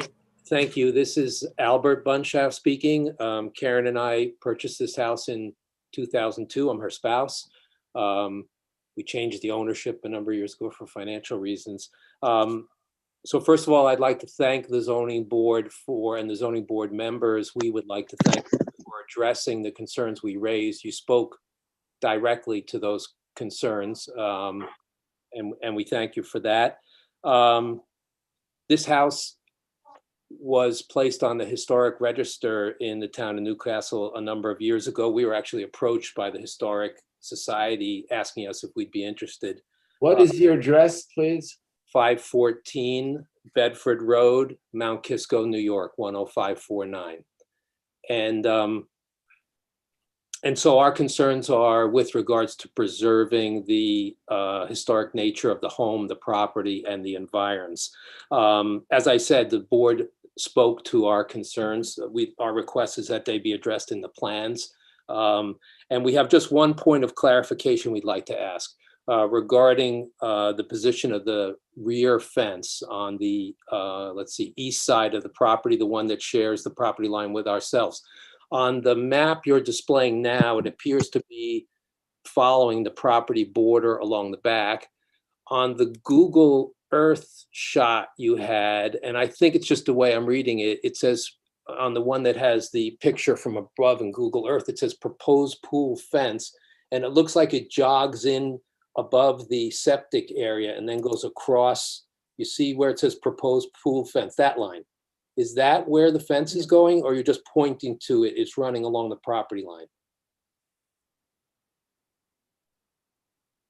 So the proposed pool fence is along the property line, and then it does jog in somewhat to make a connection back to the corner of the house. Okay, so then and it relates to the same question. There's an existing fence there. It's a, I believe, 6-foot tall wooden fence. I heard you refer to the pool fence as a 4-foot tall. Could you clarify? Our request is that it be opaque to light and that it block any view of the, any of the pool area from our property. Right, so we can make that a solid fence to basically address those concerns. And the height of the fence? Does it match We the height can of the make it a existing minimum. fence there? It's got to be a minimum of 4 feet high to meet code. We can go as high as 6 feet, I believe, on the back side. Al, this is Michael Rosenthal. It's a very good question. We will make sure the fence is continuous, and we'll work with Glenn on that. But it will be a continuous fence, same height, same fence, no issue at all. And it's a very good question. That makes sense to us, I think. Thank you for that. Yes. Thank you. Okay. Is that all? Yes, thank you. And then, as I said at the beginning, we just request that these things be in writing as part of the plan. Yes, thank you. Pam, one more? Or not?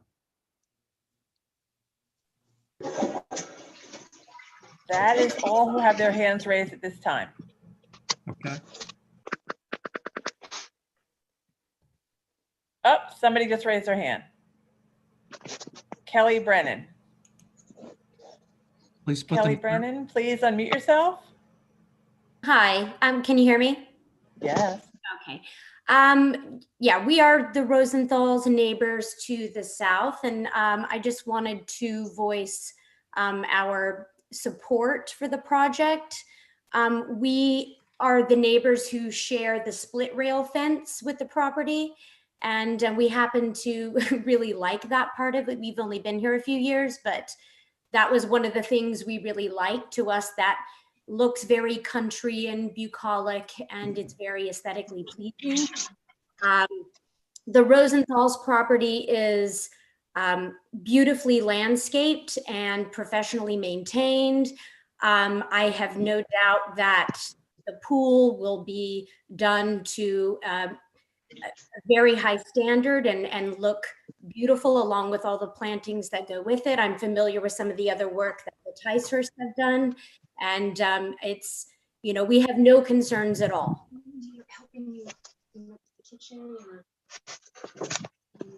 Okay, thank you very much for your comments.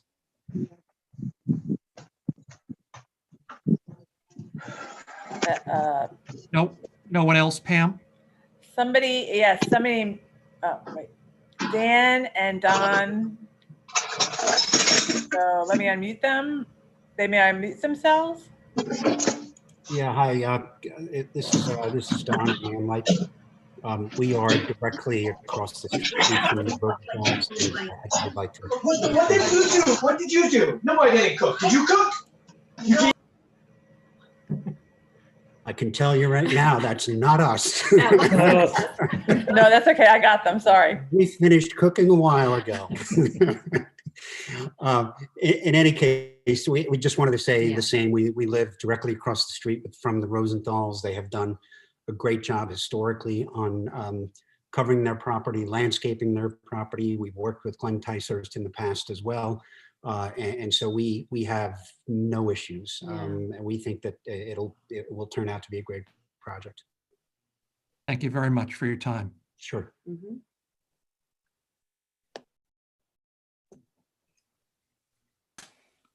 That's all who have their hands raised at this time. Okay. So board, if there are no other substantive questions, what about the business of completing the drawings? Mr. Chair, let me, Yes. Chairman, let me just raise I just want to put a couple of other issues. And I don't know if you were going to discuss either of the correspondence that came in from Mr. Bierce at 512 Bedford Road. I feel there are some claims in his letters that I do just want to address for the record, and acknowledge that the receipt of these letters, I don't know if you had planned to discuss them now, or, I would suggest doing it before the public hearing is closed. No, Eric, if you could bring them to our attention, I'd appreciate it. Sure, there were two letters submitted by, I don't believe it's an adjacent property letter, property owner, another owner at 512 Bedford Road, which is not an adjacent property, dated March 21, 2021 and March 28, 2021. There were some claims in those letters regarding insufficient and invalid notice. I've confirmed with the board secretary that notice did go out as required under the town's code to all adjacent property owners. I believe this property owner is saying he's entitled to, there is some additional requirement, but I don't see that. My understanding is that the mailing was done, the proper posting was accomplished, all neighbors were notified, and obviously he was aware of the hearing because he was able to write these letters well in advance. Mr. Bierce says he's not available tonight. He's asked that the hearing be put over. That's obviously, totally up to the board. He doesn't give he says he's traveling. I don't know if he's traveling tonight and he's not able to get on a Zoom, but that's, that was another issue raised, which is completely up to the board's discretion. He does raise a number of issues in these letters, which I think, most of which I think are addressed. One issue that has not come up tonight was issued with respect to stormwater and drainage, and I thought it might be worth the board just asking how that is being addressed, since it is a development coverage issue, and obviously stormwater and engineering drainage is an issue that probably should be of concern to the board. And then I have a few other comments after if the board does close the public hearing tonight, but I just wanted to make you aware of that before you proceed further. Thank you. Eric, we have our project engineer, Brian Hildenbrand, on if the board wants to hear from him on 2 minutes on stormwater. Yes, we do. Thank you. Hi, good evening, Brian Hildenbrand.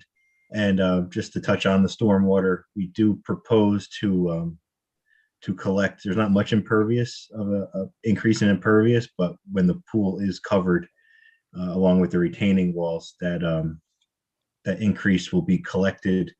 And then we have a preliminary location where infiltration chambers are proposed to offset any, to mitigate any increase in runoff that would be generated by this project. Those infiltrators will be closer. Yeah, there we go, that rectangle. That location was chosen based on the grades. We were able to pitch gravity pipes to it, and it also meets the setbacks to the septic system. So it's intended, we'll infiltrate there. It's closer to the road. We'll look at any overflows where we can connect into if there's a system in the street. But we have thought about it, and we do have an area picked out on the plan. Could you use the cursor to show us where that is?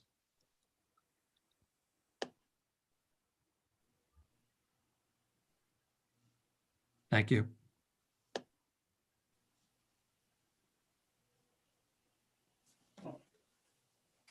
Is there anything else on stormwater? No. Before I'm sorry. Brad, excuse me, Brad, before we go forward with anything else. Yep. Can I go back to the Bierce letter that Eric started to comment about? There's a couple of things I wanted to bring forward with that too. Yep.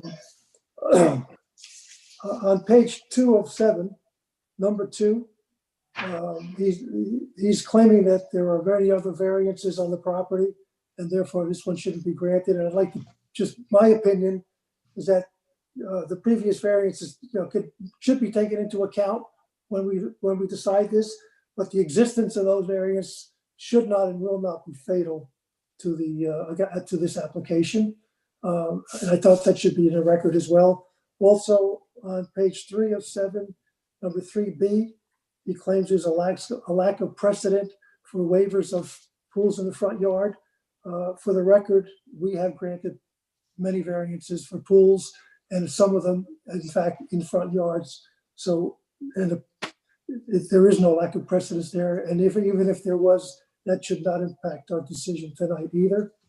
Also, on page 4 of 7, number C, he is claiming that the backyard is occupied by the septic system, and therefore they can't put the pool in the backyard, when in fact that's not true.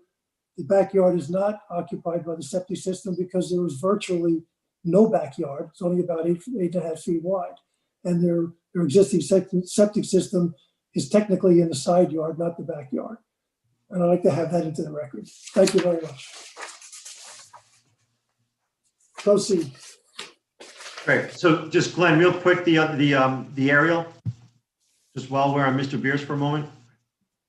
Seth, can you? Yep. Just for the record, you see, Seth, if you want to put the cursor on his house, and his house is also at a much lower elevation, and the line of sight is to the Rosenthal home. So there's absolutely no view of the pool or the improvements related to this project from the Beers property. And one of the comments that he made a couple of times in his letter is about an increase in density. I'm not sure if he meant the increase in impervious that will be handled by the stormwater that Brian just mentioned, but obviously, just to be clear, there's no increase in density as part of this application. So I have nothing further on the Beers letters.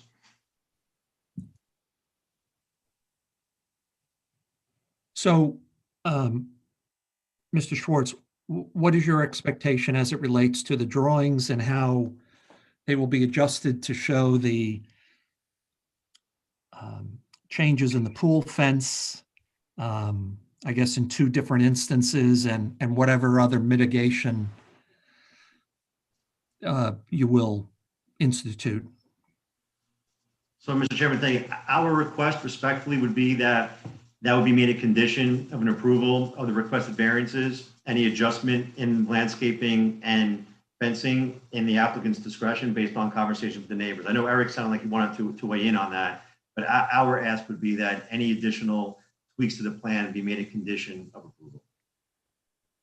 Whether, again, as Tony said, that it's as a result of just being good neighbors and working it out among us, or whether it actually gets codified or memorialized as a condition. I think some of the requests on the fence did relate directly to mitigating the impacts of the variance, the opaqueness of the fence at the rear, and the height of the fence possibly. Those go to direct mitigation issues. The other fence next to the Bursch's house is more, I don't think of a mitigation issue. It's more of a preference for the neighbor. So I don't know if any of the landscaping is going to change. My only comment would be, that the approval should be subject to the final plan showing the landscaping, the exact location of the fence, and specifying the nature of the fence or the exact specifications of the fence that are going to be providing mitigating impacts. So how we get that into the record tonight, if we don't want to wait until the revised plan is submitted, because, till next meeting, that's up to the applicant and the board to some extent. So. Yeah. And that would be our request. Again, just look, we would like to get the approvals tonight with the appropriate conditions and move on to the construction phase. And again, subject to those tweaks and the opaque fence, Eric, absolutely, we're good with that. That was mentioned in the letter, and then the height. Board members, do you have any comments on moving forward this evening as opposed to waiting till the plans are adjusted? I have no problem moving ahead this evening with the proviso that the plan is adjusted to whatever the board determines is appropriate for, or Eric determines is appropriate for having a revision to the plan subsequent to the approval. Okay, we look forward to your motion in a moment, but Howard, are you okay? I'm okay. Okay. I understand there's an issue with the fence. However, I'm hopeful that the neighbors will work it out, but they do have as of right to put up a fence. Okay, that being the case, I move that we close the public hearing. I'll second. Chairman Kenneth Cooper, In favor? Anthony Giardina, Aye. Harvey Bonaparte, Aye. Howard Dubs. Aye. Harvey, do you want to exercise your motion? Tony does these so much better than I do. Especially when it deals with the pool and all those gunite things, you know. All right. I'll make the motion that the application of Michael and Lauren Rosenthal for the installation of a swimming pool that needs variances for front yard, 112 feet front yard variance, and it needs a variance for lot size, where 3 acres are required and only 1.43 acres exist, which leaves a 1.575 foot, for 1.5 acre variance request, and for a coverage variance of 1,221 square feet, development coverage, that is 1,221 square feet, be approved for the following reasons. This is a very unique situation, a piece of property where the existing building is pushed almost to the rear lot line. There's virtually no rear yard. The only place available for a pool is in the front yard due to the location of the existing septic system and due to the terrain of the property. Granting the variance, these variances will not create undesirable change to the character of the neighborhood. There is really no other method that can be sought to achieve the desired end, again, due to the condition of the existing building on the property and the property itself. With regard to the development coverage variance, it's the position of the building created the need for an extremely long driveway, which uses a lot of coverage, which would not normally be used in the location, in the consideration of development coverage on other properties. This is not a self-created hardship in that, again, the existing conditions are such that there is no other way to achieve the desired end in this situation. What we'll need to do for the pool, and I'll get into the gunite stuff, is, as Howard said, is I would require that the pool be not completed until after there is a survey, when the framework is in and the rebar is in before the gunite is shot, to ensure that the pool is in its location as shown on the plans. With regard to the planting, we have a planting plan that is, in my opinion, approvable, but there may be some changes because of the discussions between the neighbors. And if they were to increase the planting, it should be no problem, but there should be no decrease in any of the planting shown on the plan. With regard to pool fencing, the pool fencing as existed meets the code and is entirely suitable, in my opinion, to this application. But again, if the neighbors get together in a neighborly fashion and decide to relocate the fence to a more agreeable position between the two neighbors, that should not affect the approval of this variance, but should be reflected on the completed plans that should be submitted to the building department. If there are any other building department requirements, they should be rectified and adhered to in conjunction with this approval. And I hope I haven't forgotten anything. You would have 6 months to start and 1 year to finish. Tony, I would just say one other thing, that this is a fairly unique property in that there is no visibility of the pool, or very, very little visibility of the pool to anyone else other than the property owners. And in balancing everything together, I think that's what the board has determined, that it's a better balance in favor of the applicant than to do this project than to not do it. Thank you for your input, and I'll be happy to include that in the motion. You'll have 6 months to start and 1 year to finish, and you will need a final survey upon completion.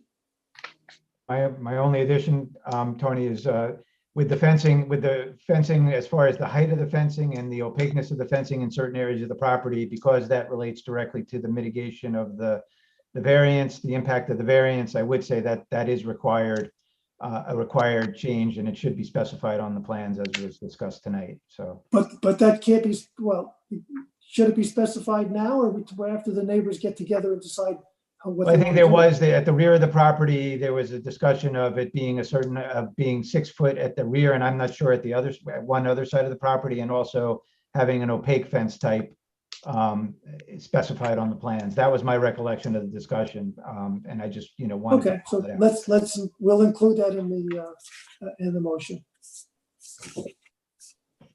I'd accept anybody else's input too, believe me.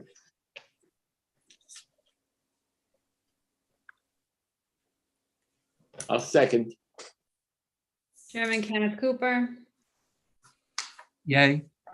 Anthony Giardina, Aye. Harvey Bonaparte, Aye. Howard Dubs. Aye. Thank you. You have your variance. This is plural. Thank you very much. Thank you so much. everyone. Thank you so much for your time. Welcome. Good night. Thank you all. Good night. Next case is Kwan. I just point out, board, we're not halfway home yet, so We're almost halfway there. almost. Speak fast, Mr. Kwan. Can I share a screen? Could somebody share a screen with me, please?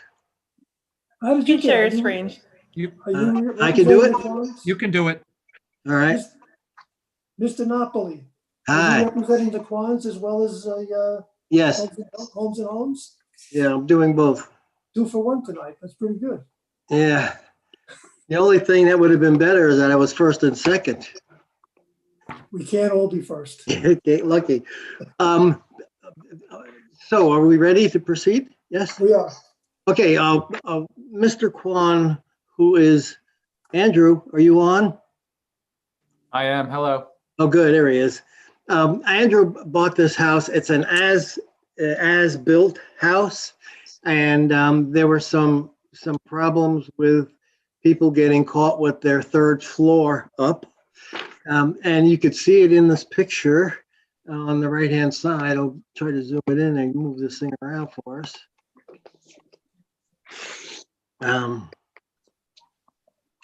And, oh, you guys are in the way. And I'll put this down.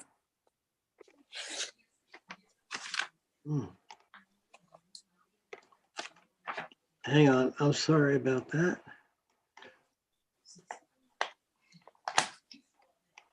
So Mr. Napoli, Mr. Kwan bought the house and it was not in compliance.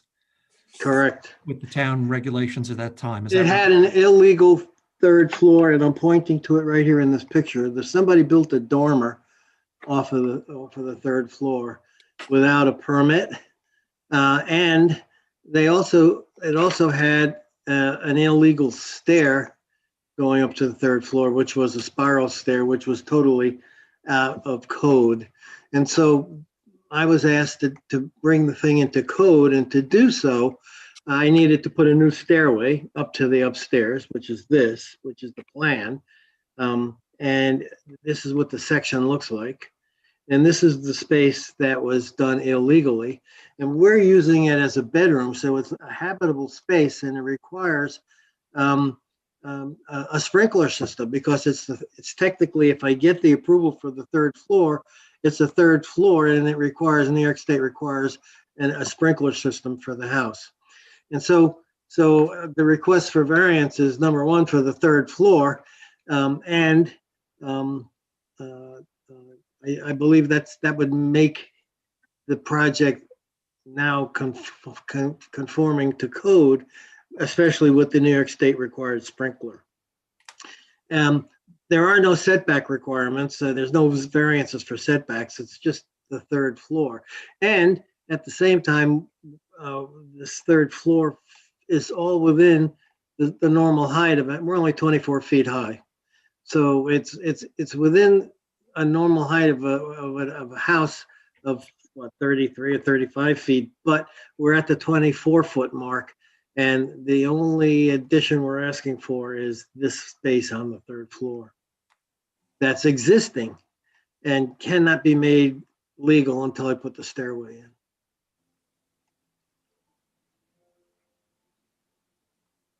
So what about the sprinkler, Chuck? Is there one there now or not? No sprinkler. We have to put, number one, we have to put tanks in and pumps in because there's not enough pipe in the street.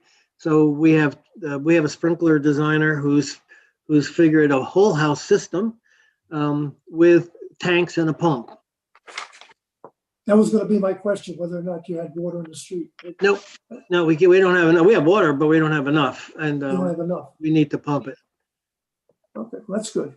No, it's not good, but it's good to have. Yeah, I understand. There's a couple of other good things about it. By the way, one of the requirements will be to take that window and make it an exit window. And the good thing about that is that if we have to get out of that window, we fall down onto this roof, which is within the required distance for an exit window. So we've got some safety there. Should there be a need for the firemen to get up or people to get out, we can fall onto that roof. And did you say you were going to sprinkle the entire house? Yeah, we have a plan to sprinkler the whole entire house, but the sprinkler engineer thinks that we might only have to sprinkler the exit, the top floor for sure, and the exit down and out. And we've got estimates for both. Doing the rest of the house is not that much more than doing the traveled way to the exterior, and would be using this door, which would be, this door would come out of the stairs, down the steps, and out this door. Sounds good. Thank you. Okay. Any other comments by the board?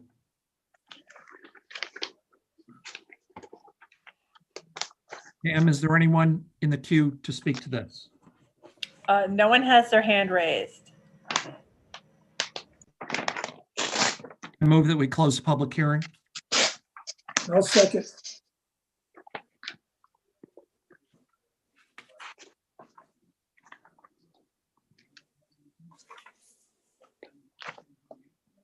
Jackie? You're muted, Jackie.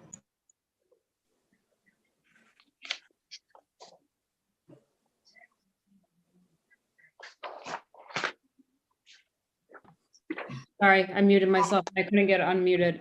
Nope. Chairman Kenneth Cooper, In favor? Anthony Giardina, Aye. Harvey Bonaparte, Aye. Howard Dubs. Aye. I'll make a motion. I move that the Quan application for a third story where 2 stories or 35 feet are permitted be approved for the following reasons. The new owner acquired the house in this condition. There will not be an undesirable change in the character of the neighborhood. There have been no neighbors who have spoken in opposition. The benefit cannot be sought through other means. The requested variance is not substantial, given the fact that the house will stand 24 feet. The proposed variance will have no adverse impact on the physical environment. The alleged difficulty is not self-created. It's with this understanding that the applicant will be sprinklering the third floor. There will be an exit window on the third floor, and the exit path will be sprinkled. You'll have 6 months to start, 1 year to complete. And is there any survey that you require, Tom? No survey, but previously we've added that we wanted a power generator to run the pumps if the power went out.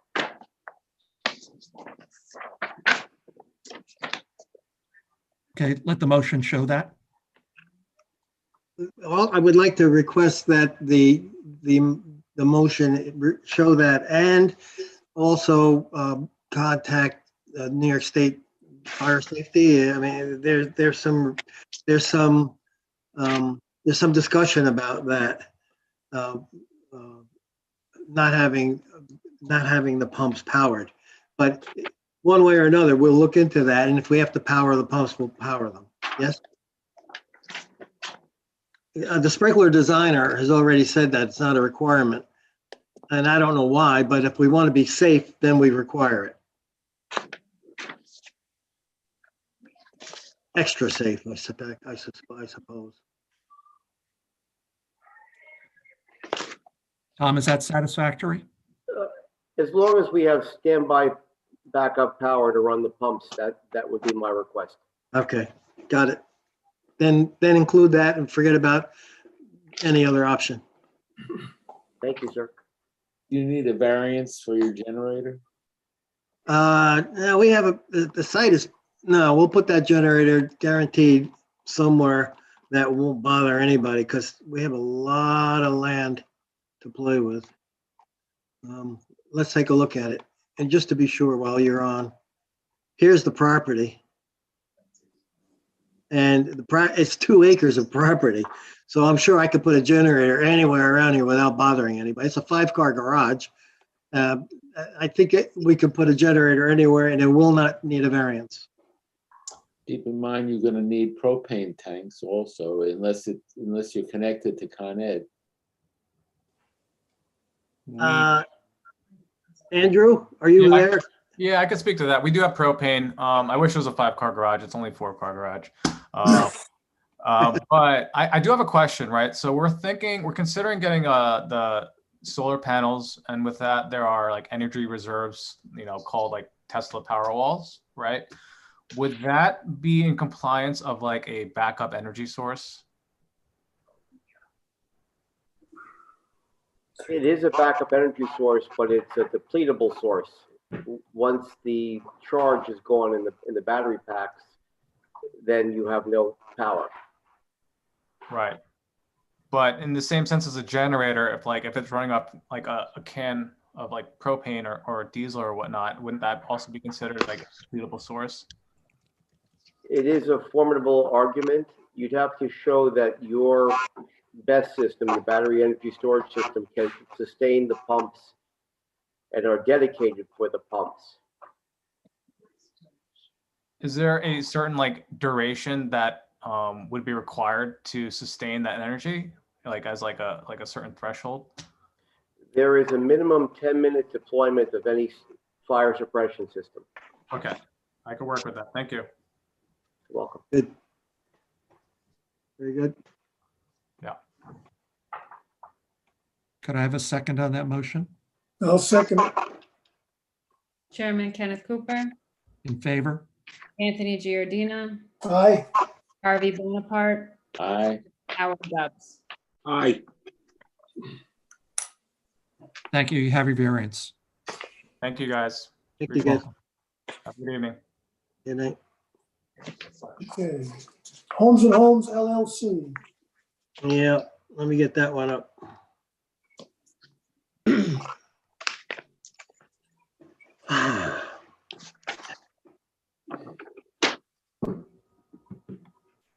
Let me just be sure I've got the one I want.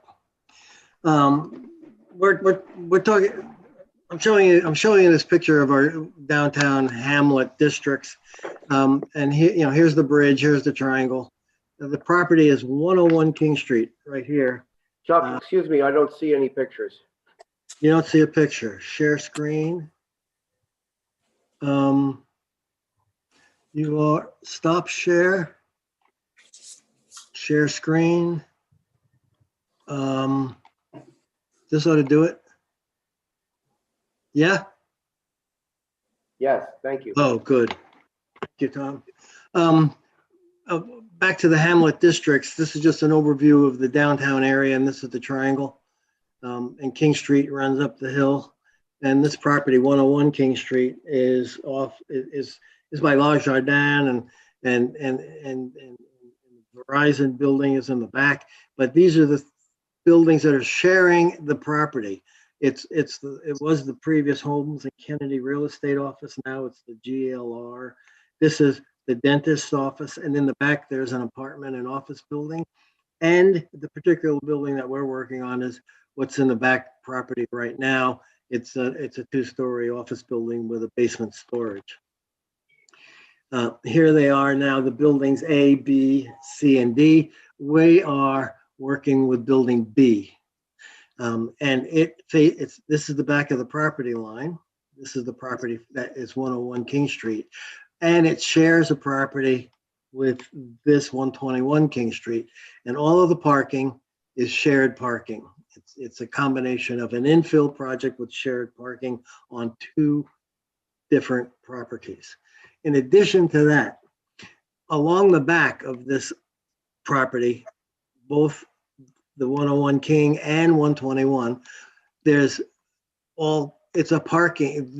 for parking district parking. It was given to the town for parking, but all of that parking along the back behind the Verizon building and running past it behind Opportunity Shop, which is up here, is all on 121 property. I'll go to the next slide. You could see this particular shot. Here's the dentist office. This is the apartment building with offices on the first floor. This is the 101 King Street real estate office building. The entrance to the property is here, and this is the building we're working on. Right now, it's 2 stories with a basement. We're looking to make it 3.5 stories. And I will go to the next slide. Here's the site plan for it. You could see the outline of the existing building, and you could see the outline hatched in the square hatches of the new B building. We've increased the area considerably of that building, and we've also added the floors. If you look over here on this picture, this is the view from North Greeley Avenue. You can see the first floor, you see the second floor, you see the third floor, and in the attic is what I'm asking for a variance for, the half story. This is what it looks like from King Street. It's a 2-story building with an attic. First floor, second floor, attic. And if I go to the next slide, I guess I'm going down. This is the existing building. You could see the lower level opening out onto the parking lot in the back. This is the front, opening up to the parking lot in the front. And there's the second floor. Go to the next slide. Why is it not going to the next slide? There it is. You could see now that these are the buildings that have, by the way, 3 stories already. This is a 3-story building already. This is an apartment on the top, an apartment on the bottom, and then the dental offices in the middle. And this is the parking lot, the parking I was talking about. All of that parking happens to be on this property, but it's dedicated as a parking district to the town of Newcastle for parking. Because the backyard of the Verizon building is only 10 feet. Then it goes all the way to here. And enter, enter. This is the building we're talking about. From North Greeley Avenue, you look across the parking lots behind George's Men's Shops and and across from Susan Lawrence, the town parking lot. Here's the parking that's on our property. And we're looking at this lowest level being a story above grade. It's called a story above grade. And what we've done in there is we put a commercial use called warehouse. And then we put the second floor to be the first floor of the apartments because it enters off of this driveway. The third floor happens to be here, and in the attic will be the half story that I'm asking for. It'll be ended up be 3.5 stories, but the height is only 33 feet, 33 to 35 feet because of average grade. So it's a 3.5 story building within the 35-foot envelope. And this is first floor. This is ground floor. This is the warehouse use underneath the apartments. And it's made up of two components. The warehouse function itself of 1,400 square feet with a receiving and delivery and loading area. And it also has a piece of the apartment functions. In multifamily buildings, all of the apartments, they say you need storage space for the apartments. So we've included a storage bin for each apartment, as well as a washer, dryer, or laundry area that serves sort of a common area for the apartments. That's on this lowest floor. And then, I just don't know why this is not working. There you go. Here's a cross section of the building. This shows the first floor where the wholesale will be. This shows second floor that enters off of the upper drive. This is the third floor. And what I did is I colored in the one apartment on the third floor. This is living room and dining room. And then you go upstairs into the attic for bedroom. It is a loft or a duplex. And as you can see, the actual, there is no full third floor box. It is actually in the attic space. And you could see over here that the side walls or knee walls of this space are 5 foot high, 5'2" high, which then becomes part of habitable space when you do an area count. So this is habitable space, but it just so happens that it has a 5 foot wall on one side and full height's 9 foot high everywhere else. In between the two buildings are the bathrooms. Go up. Now here's first floor again. I'm going to just show you quickly. Apartment A, apartment B, first floor, no loft, no nothing. This happens to be off of the front driveway, the main entrance. And then you go to which we're calling the third floor. You go up the stairs, you end up at an upstairs, and you go into apartment C. I colored in only to show you that it is the same. It will be F and E and D will be the same, but C is the main living area off of this stairway. You have a kitchen, you have a little dining area, you have a living room. Then you go upstairs to the upstairs. And once you're upstairs, you have a bathroom, closets, and that bedroom that I told you with a wall right here at the 5 foot mark. And that is the half story that I'm looking for. And if I could figure out, I know why. Let's go back to the half story. There it is right there. Up those steps, half story. And I've shown this thing at 35 feet. It could be 33, it could be, it depends on the actual, we're building this as modulars. So there's a distance between the ceiling and the floor in modulars where they stack the boxes. This 33 feet might turn, this 35 feet might be 34, might be less, but I've got 9 foot ceilings, which will give me room to adjust the height. So I'll never get past the 35 feet. And that's measured to the midpoint of this pitched roof, 35 feet. So we have a 3-story building in the 35 foot envelope, but I'm asking for the third, I guess the attic space to be considered a half a story. So I'm looking for a half a story variance. And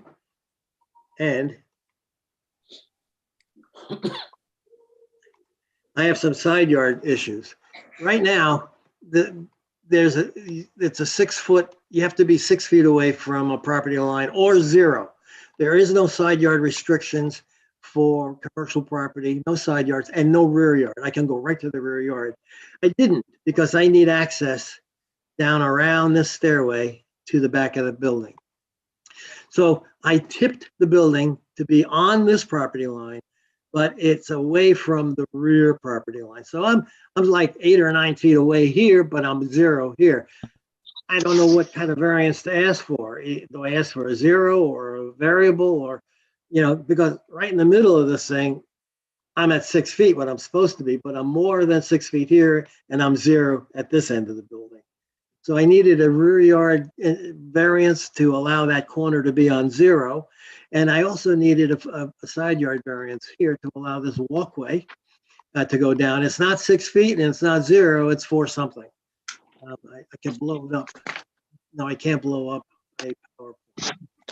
So I'm looking a side yard variance, some kind of variance for the rear yard, and a 1/2 story. Now here's the last thing I'm asking, is that since we put a commercial use on the lowest level as warehouse, I needed parking for that.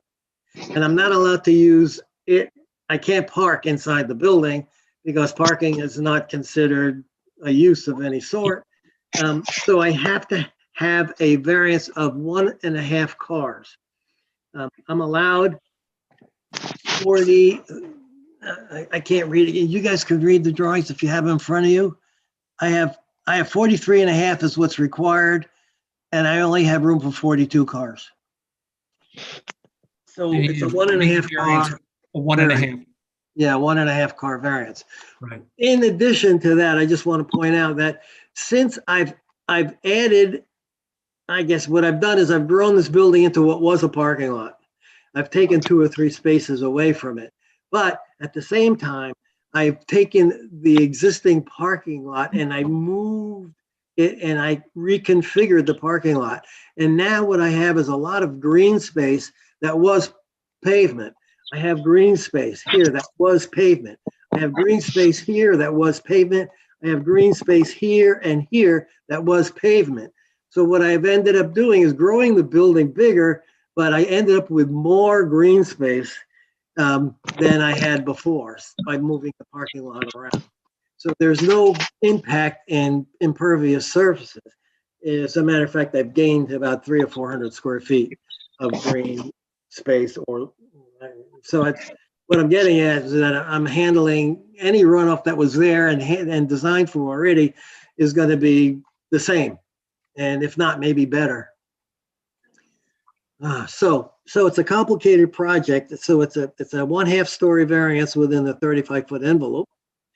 It's a 1.5 car variance for the parking requirements, although 25 of the cars are already on our property, but they're not usable for me. I'd love to be able to use one of those spaces and just come upstairs. If you know what I'm getting at. Back here. I'd love to use one of those cars, but I can't. Technically, I have to provide all of the parking on this site in this lot. So I need the variance for that, although there's plenty of cars around to be used. And I need the variances for the rear yard. My rear yard is right here. The new building will be here and on an angle past that. There'll be quite a bit of space down here that is not pavement and can be used for impervious surface. Complicated project.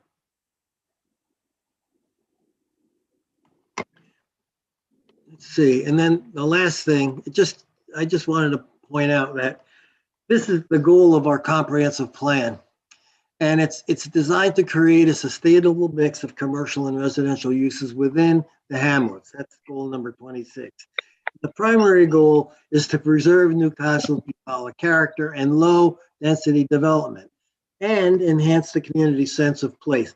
It is the goal of the plan to protect neighborhood character by directing new development to areas of change and ensuring context-sensitive infill in such locations as designated redevelopment areas, hamlets, and infill areas.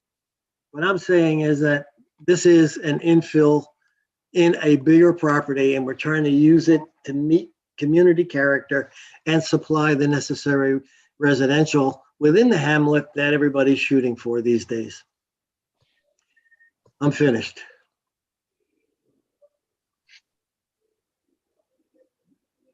Board, any questions? Where'd that goal come from? Say again? The goal, you said goal 26. Where did that Yeah, come from? comprehensive plan. Okay. Yeah, that's our plan. By the way, that's one of the big arguments now about, wait a second, our comprehensive plan said that, and the new form-based code says something totally different. That's one of the arguments we're having, some of the conflict that's out there. But one of the interesting things is that in the new form-based code, it said, hey, look, if you have a building about 3,000 square feet, and a piece of property you could put it on, you can. So this technically would meet the new form-based code should it ever get adopted. But it's a way to put new buildings into town without doing it more gently, rather than overpowering it. I want to show you something else. For example, here's the top of the hill. Here's the Talbot's shopping center. Here's the traffic circle at the top of the Talbot's site plan. And this parking lot was designed back in 1972 when I did it to handle Christmas shopping and the cars needed for Christmas shopping. Well, that parking lot has never been filled. It's a great place to put some more housing in character and in context with building new housing. And then I'll show you one other thing. Here is the Chappaqua, I guess the yard, I call it, or the Chappaqua yard. This is the Lutheran church that's not Lutheran church anymore. This is the King Street Hill. But if you notice these parking lots, these were all designed back in the 70s and 80s when you needed a lot of cars supposedly for retail. Well, that's changed and everybody's reducing the count, which means there's open space available for development. And here's one that we did. This was the upholstery shop. In the back of this little building, which was a house, we put a garage with an apartment on top. And this is in perfect character, perfect infill. There are more opportunities all around to take one of our larger properties and then put in infill, various pieces for the new uses. And I guess that's what I'm doing right here, is adding residential. I'm infilling a larger property that functions pretty good right now without disturbing it too much.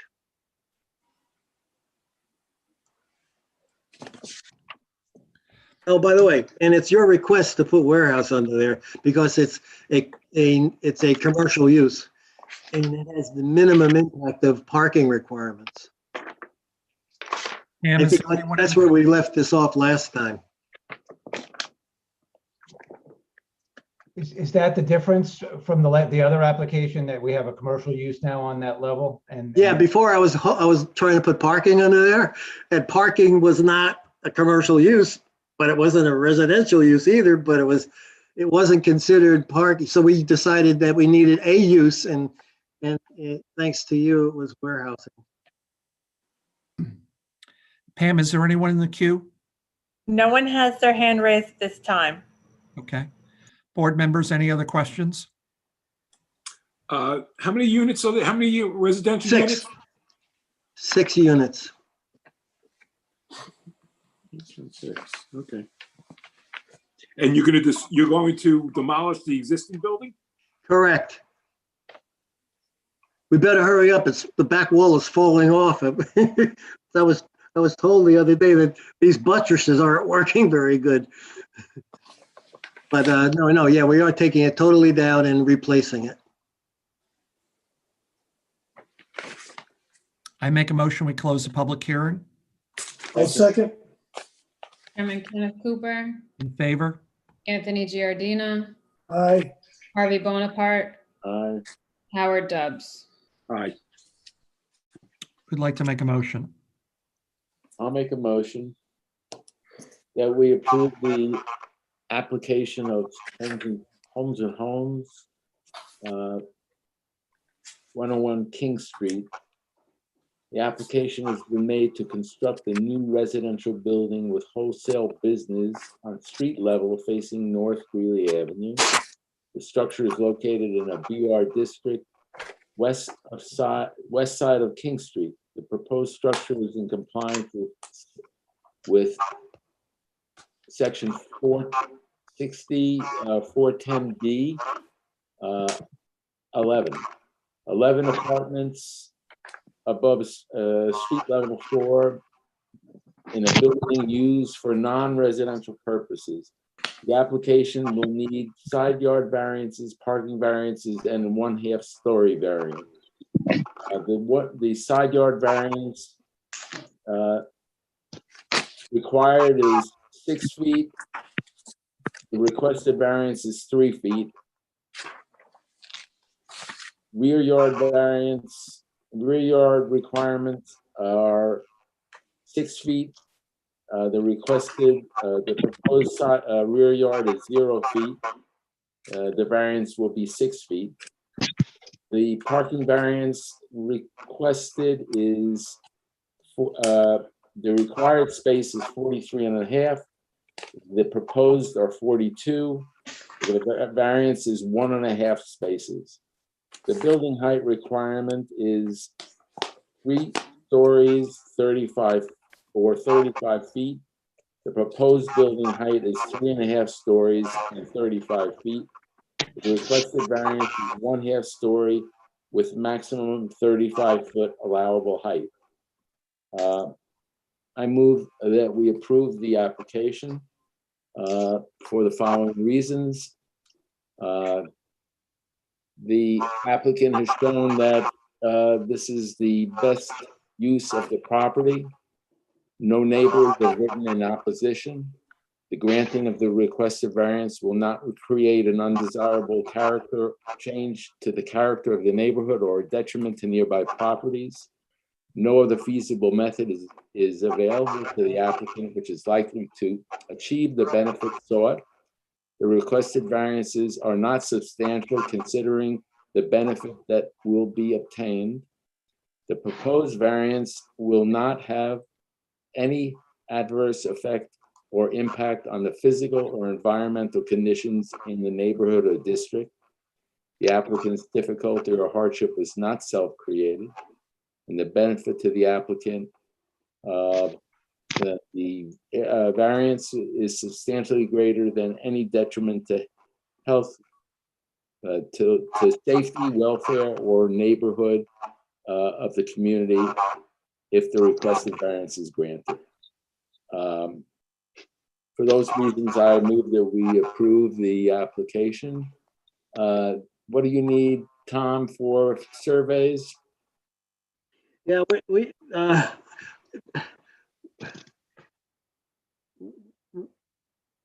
I don't know if I would like as much time as you can give me,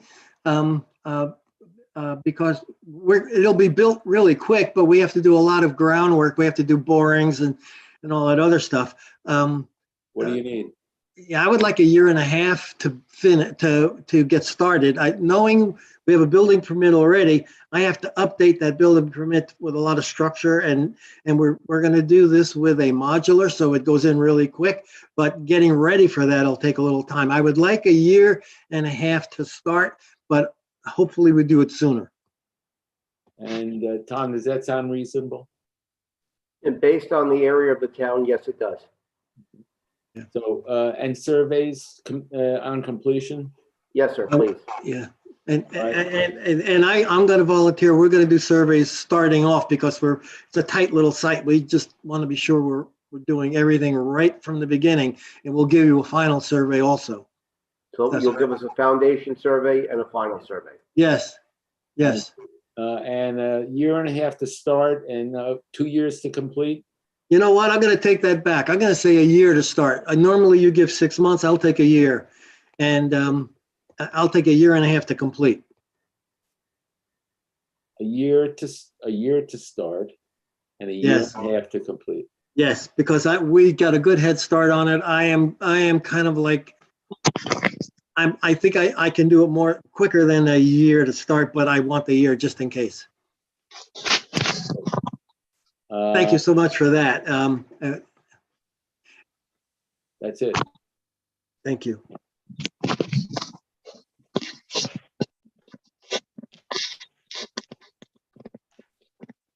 Did someone second it? I didn't. I'm sorry, I was muted. I'm sorry. I'll second that. Okay. Chairman Kenneth Cooper, Yay. Anthony Giardina, Yay. Harvey Bonaparte, Aye. Howard Dubs. Aye.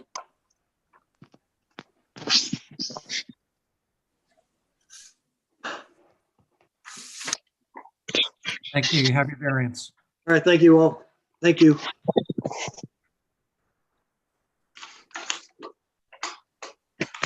Okay.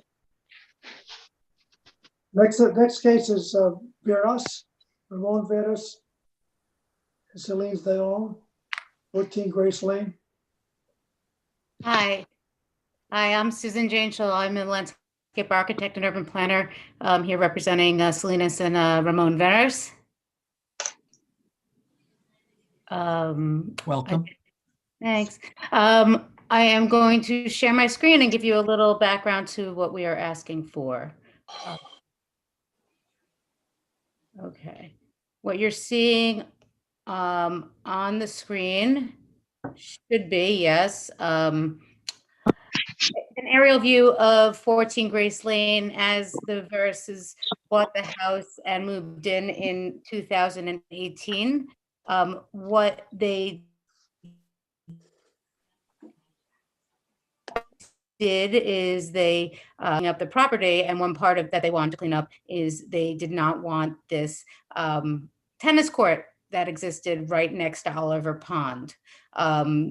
There was a pre-existing pool, which they did want to keep. And then they also didn't want as much paving as you're seeing down. This is all concrete paving that existed when they moved into the house. That was all pre-existing, and you can see what it used to look like.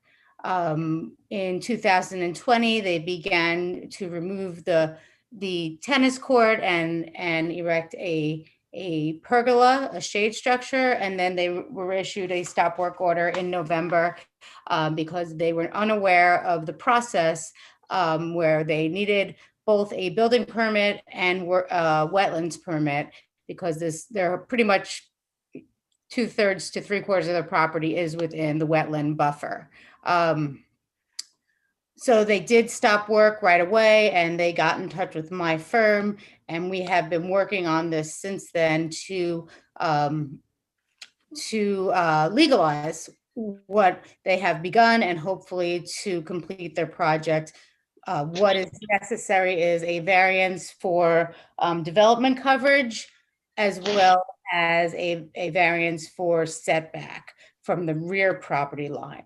The development coverage, it's a little complicated because while they are asking for a variance for the development coverage, they are actually improving the amount of impervious surface or decreasing the existing development on the site. As you can see by this, let me just make this a little smaller. You can see by this diagram on the top is the previous coverage on the property in the area that we are discussing, right next to Oliver Pond. And the proposed coverage, you can see in that area of the property, is very much reduced from what it was when they purchased the property. I think you have the information in terms of hard numbers. Just a moment. The allowable development coverage on the property is 12,836 square feet. What they're asking for is a variance of 3,665 square feet to allow 16,501 square feet which would be the situation shown in the lower diagram. As a part of this, they're again removing the whole tennis court and putting a pergola up in a part of the tennis court. They're removing a whole bunch of pavement along, within the wetland buffer, of course, close to the pond. And they are installing a stairway here with a water feature that goes adjacent to the stairway. Again, they did start this project and they received a stop work order. So this is the condition of the property currently. They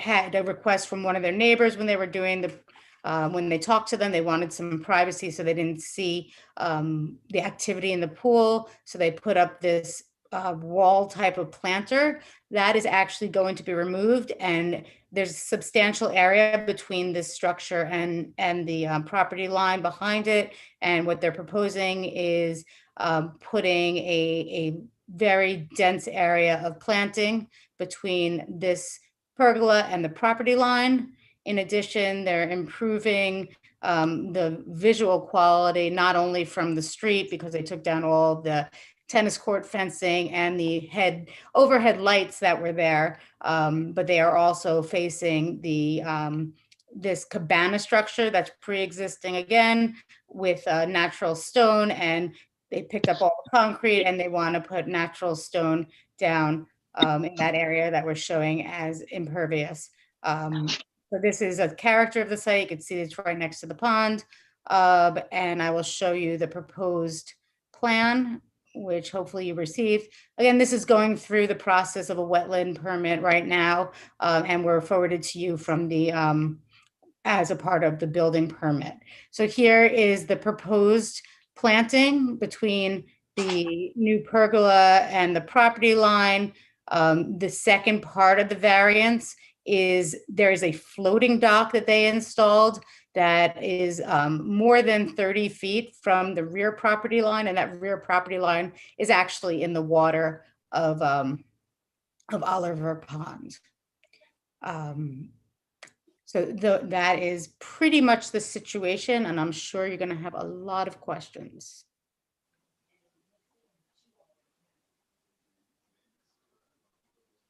Have you applied for your wetland permit yet? Yes, we're in the process right now. We're going back and forth with all the different agencies, individuals, staff members to figure out exactly what should or shouldn't be done. And I think everybody recognizes that it's very much a better situation than it was a year ago. The problem is that the process, they were unaware of the process. Once they found out about the process, they hopped on it and have been very, they want to get this done. They want to get it done right. And of course, they want to use their property this summer. So, they want to do what's right.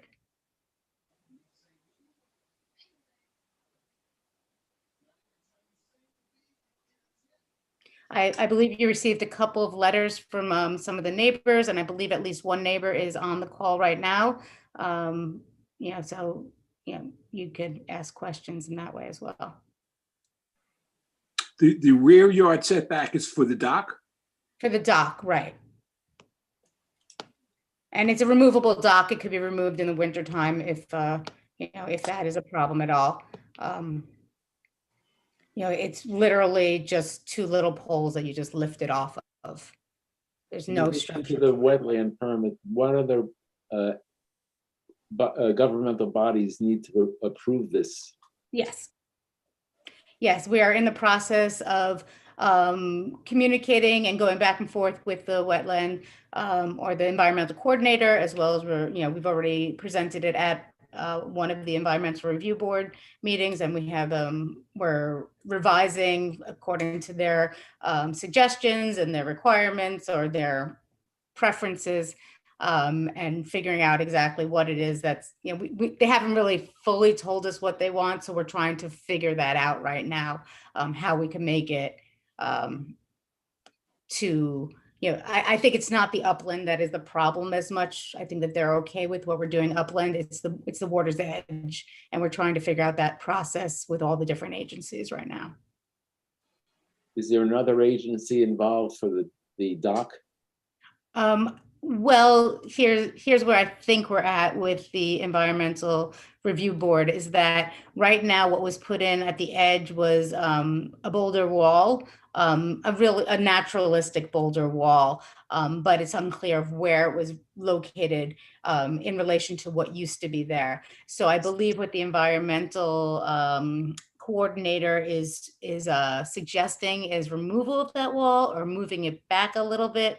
But I don't think we've come to that. They haven't given us that suggestion yet. So we're figuring out what the next step is in terms of that edge. And our,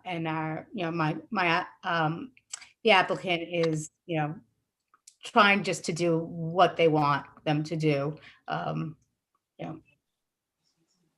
So when the applicant bought this property, it was a pre-existing legal pre-existing non-conforming property. Right. If you see these aerials, 1954 is when the pool and I think the tennis court might have came in 1960. If you see that in those aerials.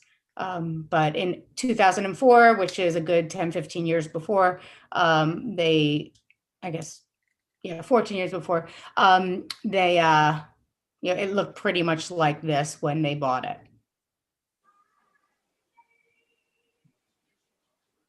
So if you look at the plan, this whole area, basically the 7,900 square foot tennis court, along with the 16-foot high fencing and the 20-foot high lights adjacent to a pond, have been removed. So I think, from a neighborhood character, it is already, you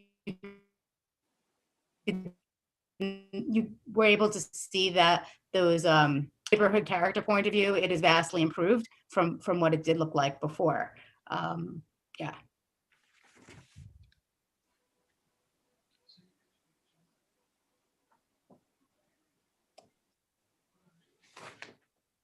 So I think even if there was no, basically with the existing building coverage that they had, they actually took out one 80 square foot shed that was there as well that came out. They're making the pool deck significantly smaller and then really using that impervious surface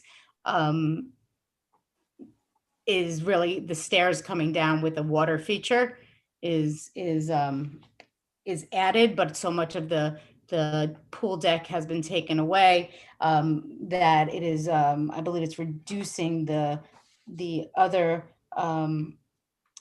impervious surface. So it's 7,920 square feet of tennis court has been removed. They're proposing they want to get a variance that includes the pergola, which is 564 square feet. That is within that footprint of the old tennis court. They're putting more green space along the pond's edge as well as putting, as I said, I'm both a landscape architect and urban planner. It's all going to be native. It's going to be really focused on benefiting the natural habitat and benefiting the, making it more of the woodland that it's supposed to be. Next to where the tennis court is right now.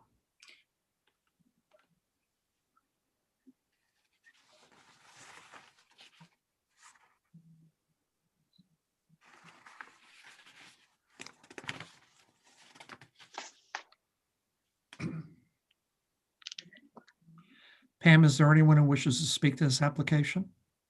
Yes, there is. Brendan Riley, you may unmute yourself. Yes, ma'am. Good evening, everyone. Thank you for the opportunity to speak tonight. I know it's a late hour. I reside at 15 Grace Lane, which is directly across the street from the Veris's property.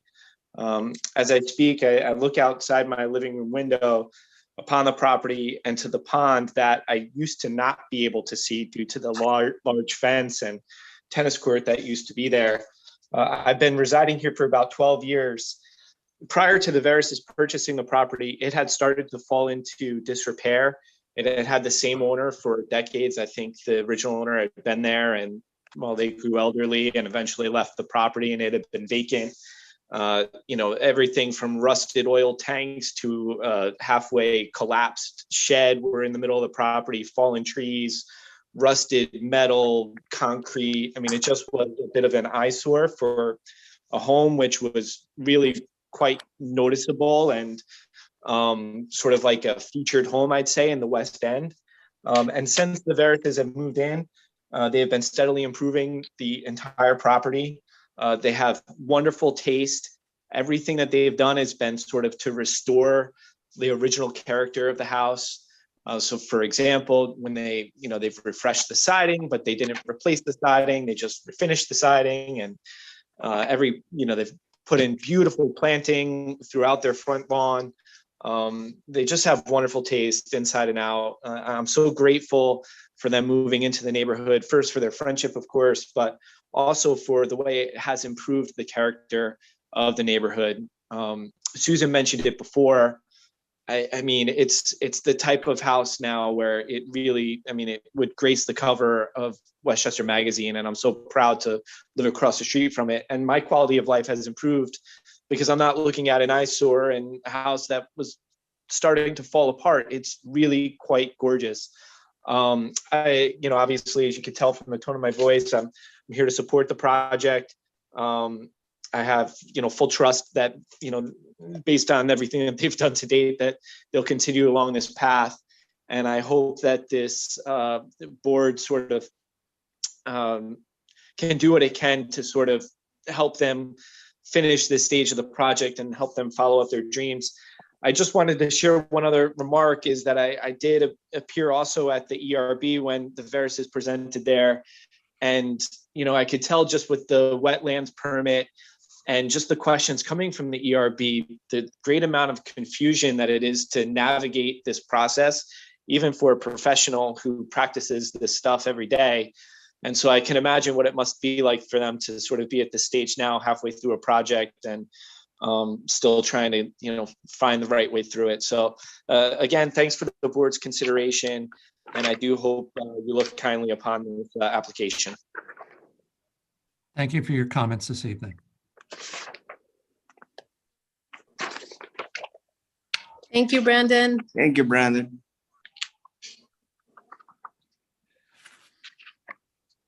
Board, any other comments?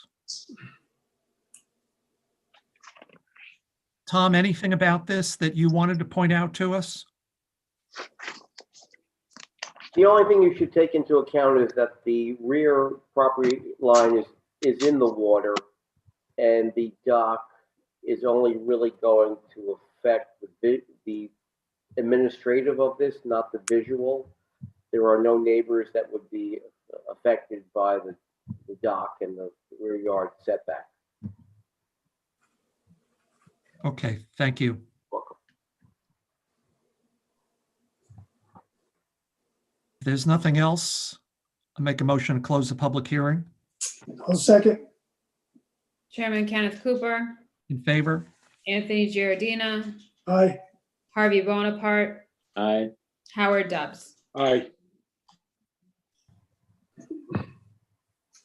Is there anyone brave enough who wants to make a motion?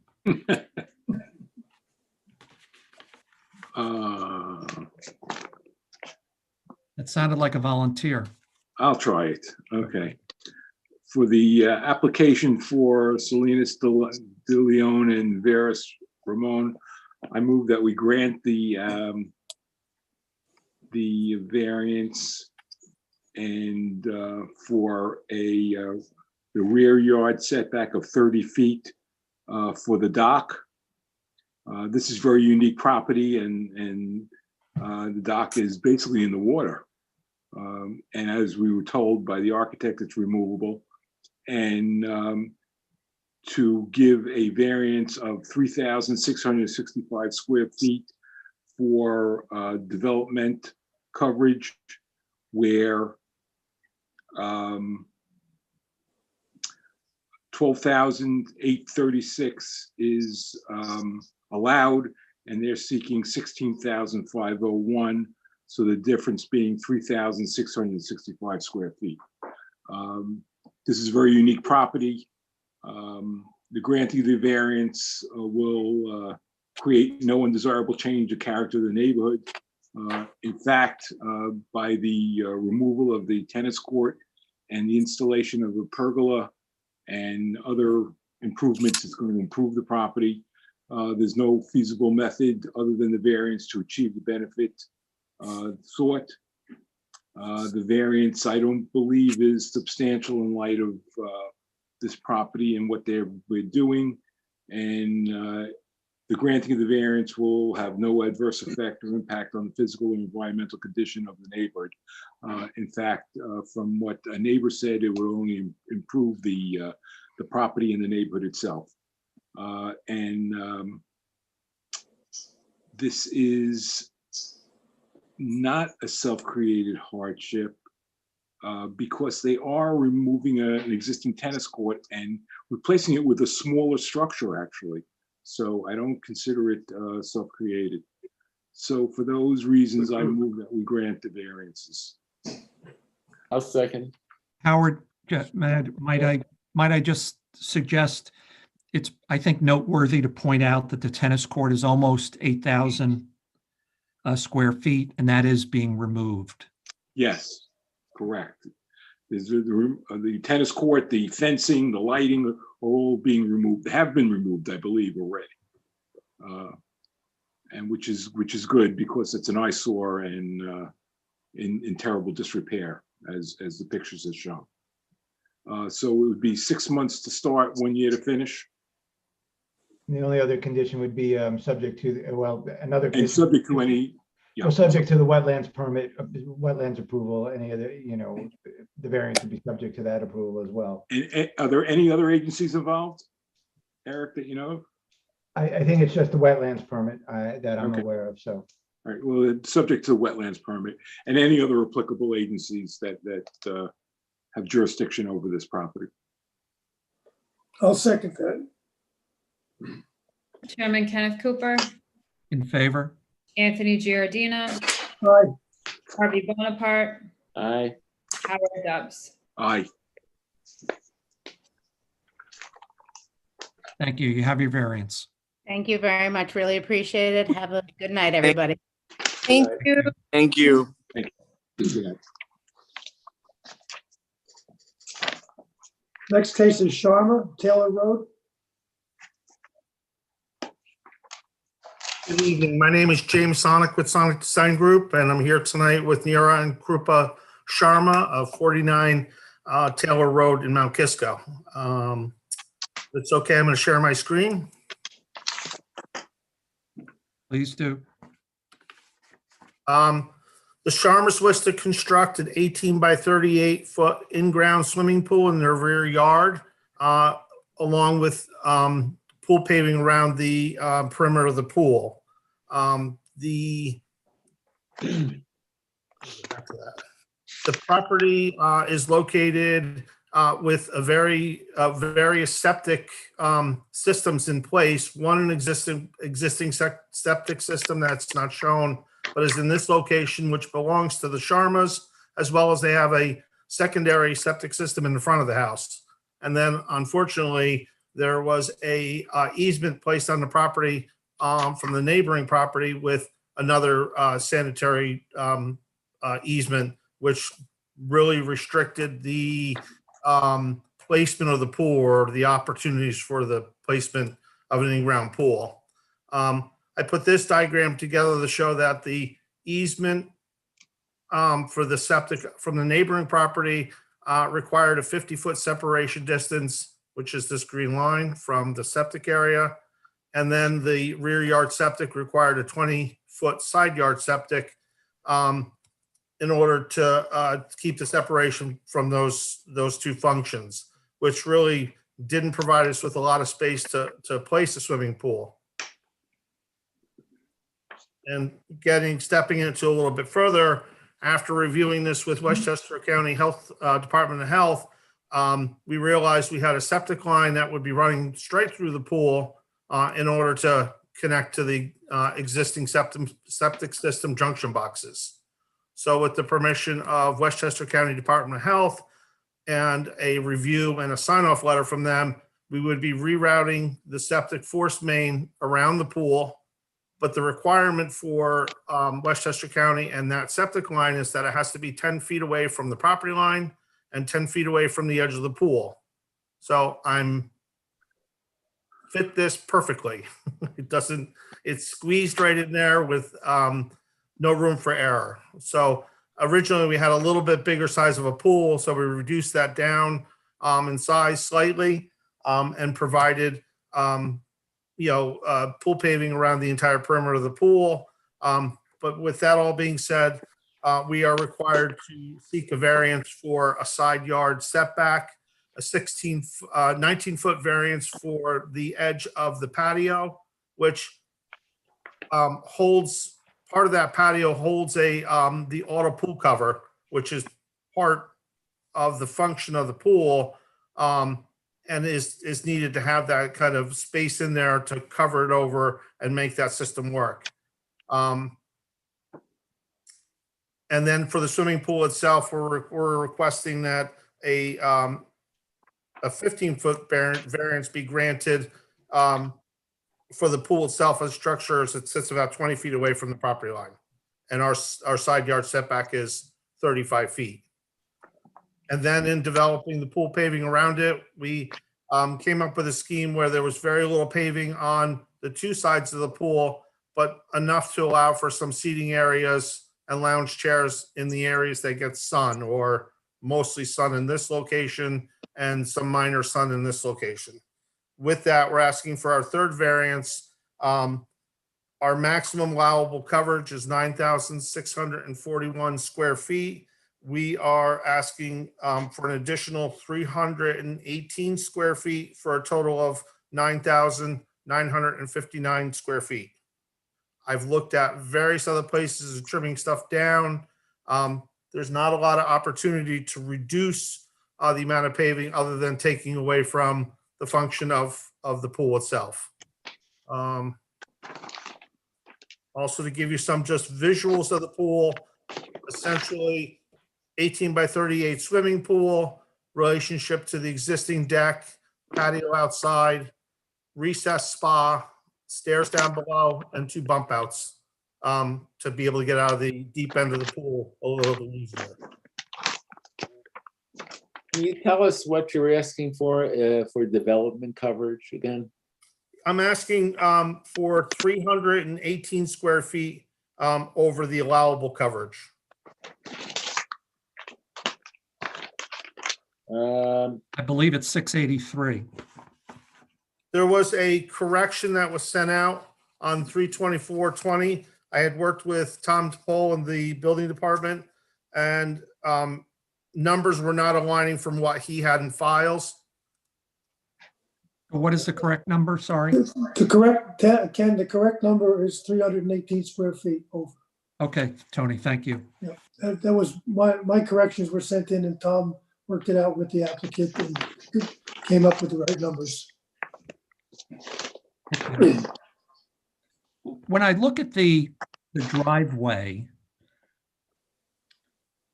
and you talk about areas or opportunities to reduce the coverage,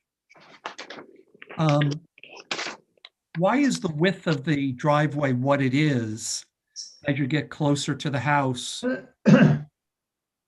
The driveway, I believe, was designed to allow for enough swing to get into the 2-car garage that's in here, and then an entry door side here.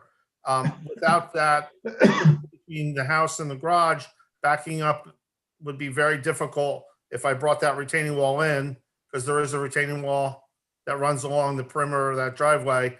I believe it was originally designed to allow for backing out of the garage and be able to create that turn and swing. And then the same with this one, back out. I mean, I understand having a turn to get in or out of a garage, but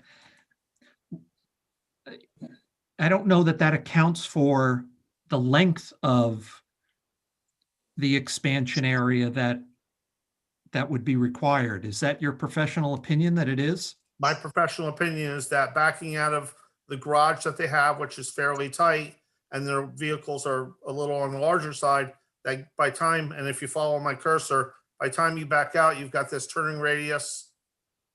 You're almost doing a K-turn and then you're back out and way to go. And then the same thing with this garage space here is now getting back out to here and then swinging out. I'm not trying to belabor the point, but how does that account for the area as you proceed down the driveway? I get the area outside the garage. I get it completely. But where your cursor is now, that area, say halfway up, that I don't understand. We could reduce that, but it would involve reconstructing the retaining wall and then removing the asphalt. And then we'd have to rebuild another retaining wall to compensate for that grade change.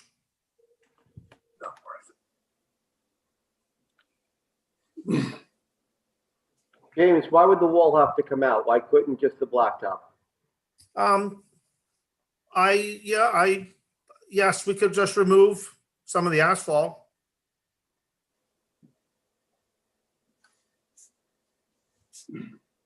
It's my opinion, it's not worth the effort for 300 feet. I agree. I agree. Sorry, Ken. No. I just, I think it's our job to ask No, you're right. thought-provoking questions, right? Yeah. Good question. Where are the neighbors in proximity to the property? The closest neighbor is downhill. This is where the pool would be located. I'm sorry. This is where the pool would be located. And they're approximately 106 feet away from what I measured on the Westchester County GIS mapping system. And the grade change is approximately 10 foot lower than the pool would be. Also provide you with some pictures.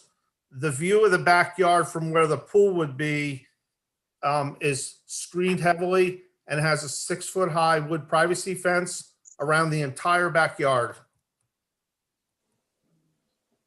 This is the view towards the neighbor that's downhill. There's some scraggly trees, but in the summertime they fill out. But the owners have asked me to, to add an additional planting of these white spruce trees, which they tend to like, to fill in any of the voids that could be possibly over here. And this is one of the only voids. So these tall white pines, which have no bottoms to it, would be removed. There's approximately 2 of them. And there's some brush under here. We would do a solid fill in of evergreen trees there. We're not seeing the photograph of showing the view of the other house. I'm not. You can't see it. Oh, okay. No. It's down 10 feet below. No, but it's still, the site plan is on the share screen. Oh, I'm sorry. I apologize. Bear with me. I don't know why that is.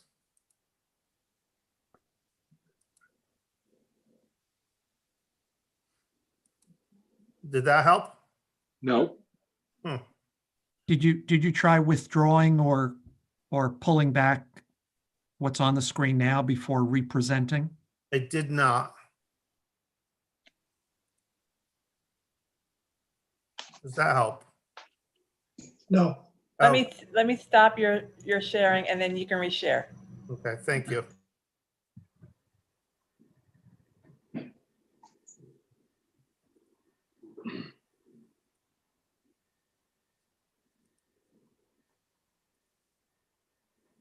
There's the view from the end of the swimming pool. Can you see that?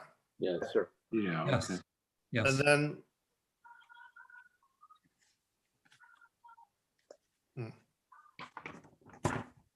okay. And there's a closer view of the view towards the neighboring house, actually more towards the road itself. But here's the 6 foot high wood privacy fence. See that again, wood privacy fence. These white pines would, we would take them out and do an infill of the white spruce just like they exist over at the back part of the property. Our intention is to maintain the 6-foot high privacy fence, which you can't see over from this location. And the house is downhill from here, about 100 feet away, and a 10-foot drop in elevation. Pam, is there anyone in the queue on this matter?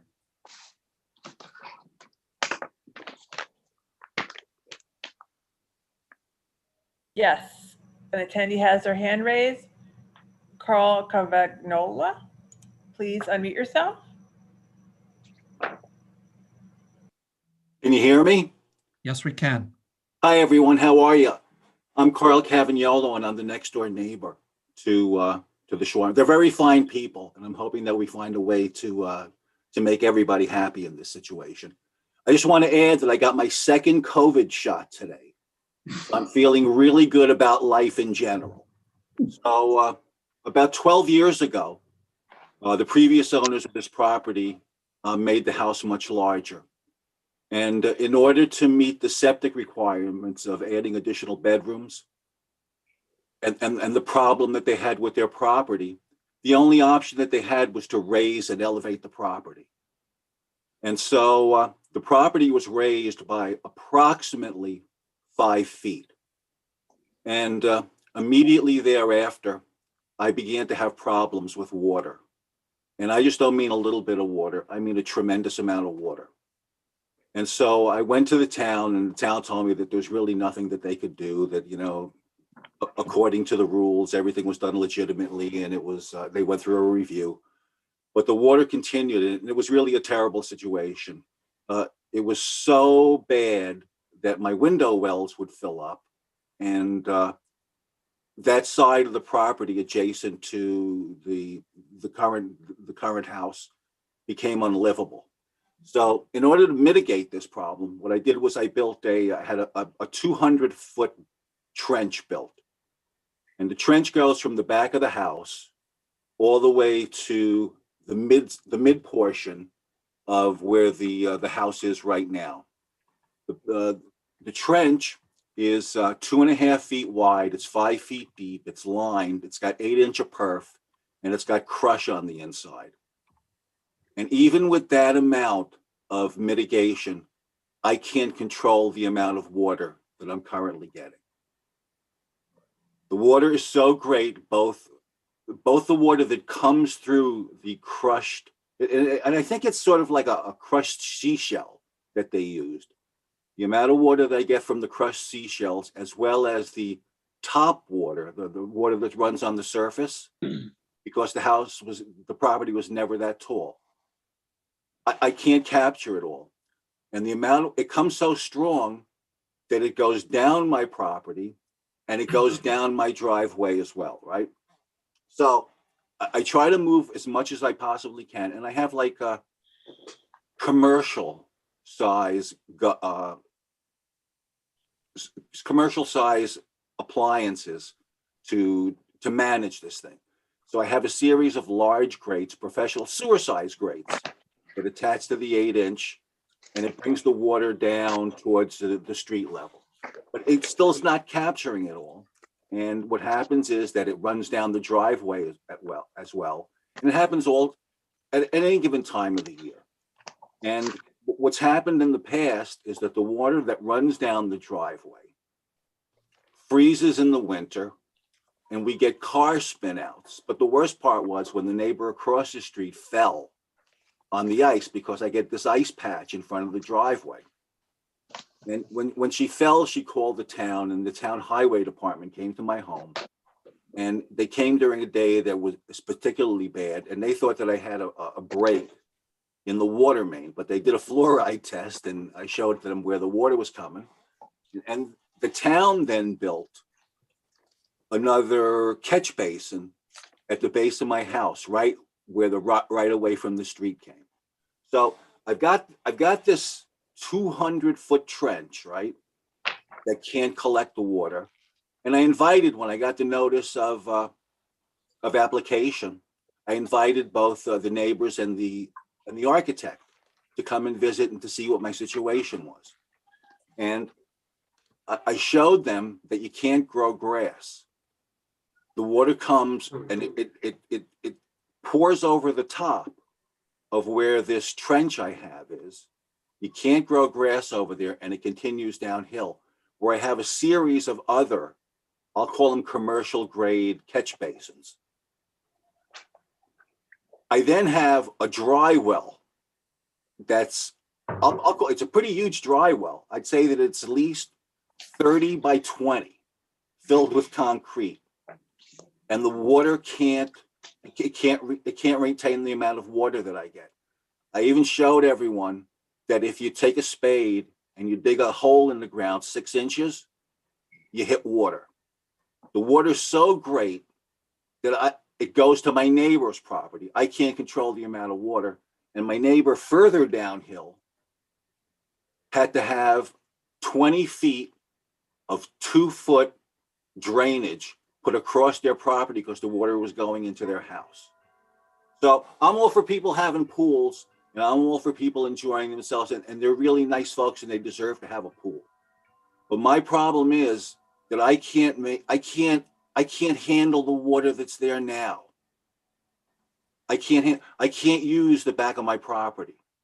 And this is all a phenomenon from the septic system that's there.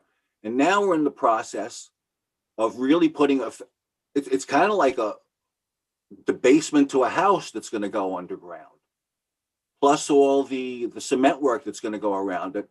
That's going to be more water spilling my way. I've got water that runs across the top of the property into a storm drain that fills up. And then I also have pipes that come underground from 49 Taylor Road that I try to catch in a catch basin. And I can't catch that. It's so much water. And I'm concerned that it's only going to get worse for me. That's my story.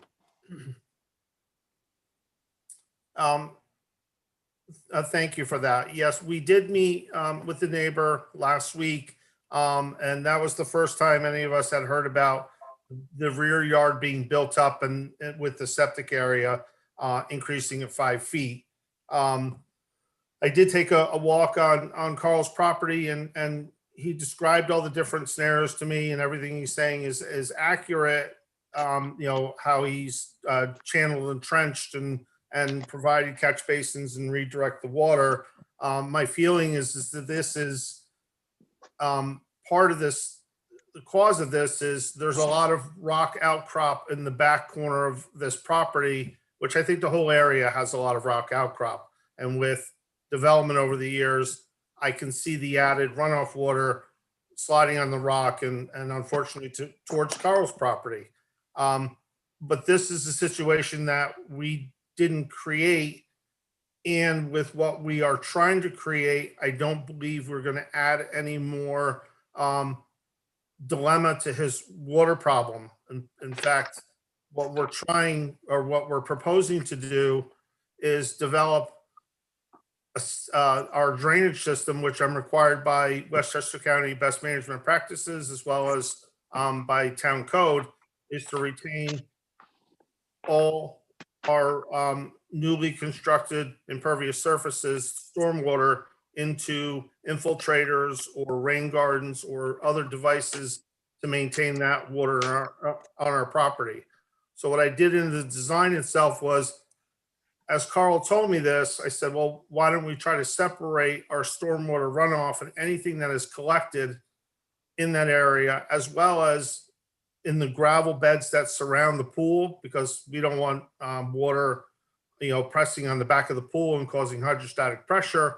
So the release would be towards these infiltrators, which are located in the front yard and still respect the side yard setback by 13 feet and the 20-foot setback from the side yard of the septic. And then furthermore, if the town allows us, we can take our overflow discharge and do a connection to a catch basin that is at the bottom of the property. And this is the catch basin that was newly installed. And I think that with the water situation that appears on both properties, as well as the desire to have an overflow drain, it gives us some cause to say, to go to DPW and say, these are connections that will help remedy the ice situations in the road. So I'm not only talking about connecting our overflow to that catch basin, but also the pipe that Carl has running down towards the street is terminated at one point to pick that up and connect it to the catch basin. It's almost an easy solution, and I think it'll help alleviate a majority of Carl's issues, but will also ensure that anything we have overflowing outside of what's been designed by the criteria of the code, anything that overflows would go into that same system. So as of what I'm showing here, this currently meets code and is not in line with Carl's house, but adjacent to his driveway by, I would say, 30 to 35 feet between the property lines. If I could just add, this is, and Jim addressed the technical aspects there, but Carl, hello, first of all. Hi there. But I do agree with Carl. They're fantastic neighbors. We love Newcastle, so appreciate the board taking the opportunity to listen to this application. But we obviously want to make sure we're doing all we can to be respectful of Carl and others around us. We've gotten great letters of support, both for the project and us as and our children as being part of the neighborhood and being supportive and always wanting to do what's best for the neighborhood. So just and Jim addressed the technical, but just from our perspective, we do love living next to the Cavagnolas and want to make sure everyone's doing the neighborly thing here, just from our perspective here. Mr. Cavagnolo, do you have a reaction to the description that you've just heard? I do, right? And my reaction is this. I have 200 feet of 5-foot trench, 2.5 feet wide with 8-inch perf. That's 5 times the amount of water retention that I see on any one of these drawings, and it's not enough. It's nowhere near enough the ability to maintain the water. The water, it's so great that I'm giving it to my neighbors further downhill. I can't contain it. It's impossible to contain. And it's not just the water problem where you can't use your property. We've had people, our neighbors, fall in the street when they come and get their mail or they walk their dogs. I just don't see how, now the septic system is going to be in that space between the pool and the house and the property line. I can only imagine that adds some additional strain to the property. It's impossible to collect. And this wasn't a phenomenon when I bought the house. This is a phenomenon as of 12 years ago when this whole thing occurred. I understand what you're saying. Tom, do you have any thoughts on this matter? Well, I can speak to the septic system. That forced main is a sealed pipe, so that's not going to add any burden to the water situation. That's just redirecting the flow from the house to the existing fields. Their engineer, James, can revisit the stormwater and maybe make more allowances for volume and use maybe different curve numbers to give a greater capacity if they so chose. Well, but what Carl's been saying is that at the rear of the Sharma's property is where a majority of the water is coming. No. That's not what I said. Okay. What I said was that from the rear of the property all the way through to the center point, where you look at the AC system over here, that's where the lowest high point of the property is. And remember that I put an additional catch basin over there that catches the water that runs down the hill from the high point to the low point. The high point to the low point. Yep. To your property. But in this vicinity is where you run your piping to connect to your dry well. A lot of the water. No, that's not true. No. No. Okay. No, the dry well is further, it's not on your drawing. The dry well is closer to my other neighbor's property. That's where the dry well is. The water that I've collected over here runs out to the street. I apologize. Up there is a little bit better. I think just one thing to add about the nature of this neighborhood, it is on a slope. So the neighbors on the other side of the Cavanielos to us are uphill from us. And Carl, I know the instance you're speaking about of the water and it freezing and the neighbors falling. That actually happened to us from water flowing from up the hill. I hope you didn't get hurt. Understood. But what I'm saying is I'd like to keep, as we think about the pool and its impact on the current water situation, they are two instances. You did mention 14 years ago, this happened when the house was built. As Jim mentioned, you did bring this up to us last week. We had not heard of that before that. But we have seen in this neighborhood, the fact that there are houses coming, uphill above us and then comes to us and downhill to you. So that is just a function of where the neighborhood is. And as we said, with respect to this pool, and the board knows we're going to, and with Jim's expertise and working together, we're going to do everything we can to not exacerbate that problem, right? And I'm sure that there's plenty of goodwill. It's just that I'm not seeing a plan over here. What I'm seeing is a plan that even the amount of catch water that I can take, I think we're going to have more water. And I don't think that anyone can argue that by putting a pool and surrounding hardscape, there's going to be less water. I think that that's a hard sell. And all that area, the water has to go somewhere, and it can only continue to go the same way as it's going now. Maybe you need a trench. Maybe you need a trench on that side, Jim, that goes all the way down from the back of the property to the street. Well, that's what I'm saying, is to bring this overflow connection right to the catch basin. If you take a look at the GIS mapping, those infiltrators would be here in this location. And if there's seepage in the ground, it's going to continue along this way. But with an overflow, we would connect into the street here. And that's if the EPW allows us to do that. Well, but again, right? The design of the infiltrators follow code and what I'm supposed to pick up with new impervious surface. I'm projecting it as far away from the center of your property. We could pick up additional lateral lines, but they're still going to bring it to the same endpoint location at the edge of the road. So I truly think the only, not the only solution, but a good solution is to have those pipes connect directly into the municipal system. I mean, I have to retain all the stormwater we pick up for, the storm intensity required by the code, which that's what this does. And I can add a couple more infiltrators, but ultimately I'm not able to pick up any of the water from back here all the way up to here, which is where I get the water. Existing. And I think it's mostly groundwater. And if it wasn't, you'd be able to smell it. If it was from the sewer system, you'd be able to smell that.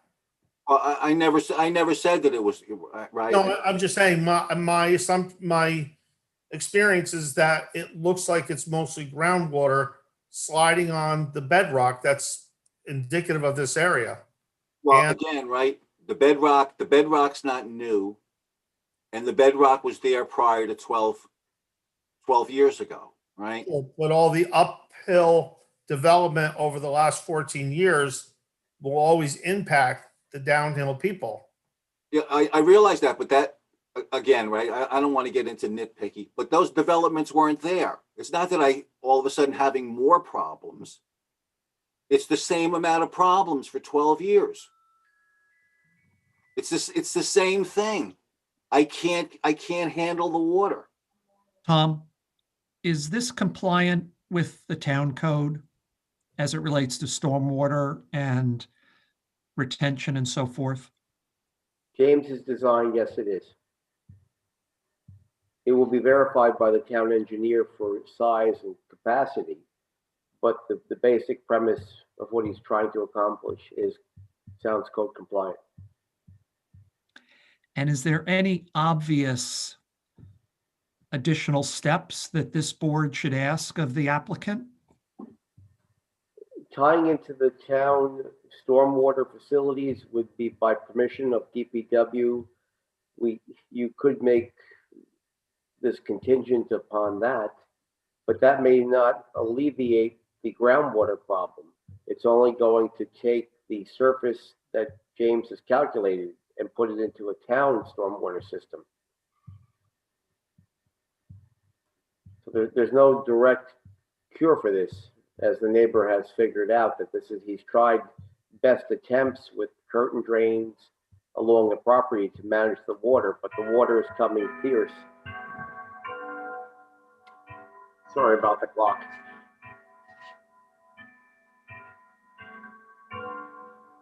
In my opinion, he's meeting the best practices as established by the town code. And the I was hoping, Tom, that was food delivery. Getting late. No, that's the grandfather clock. Sorry. Okay.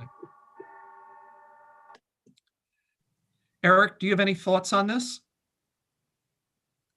I mean, if there's a way to, if there's a way for the town engineer to review the plan now to make an assessment, to provide it to the, to provide the town, the town's engineer, the town engineer's opinion on this, and whether it will in fact work to address all the additional ground, water that, groundwater that could come out from what's being proposed, that, I think that would alleviate some of the neighbors' concern that this is going to add to the problem.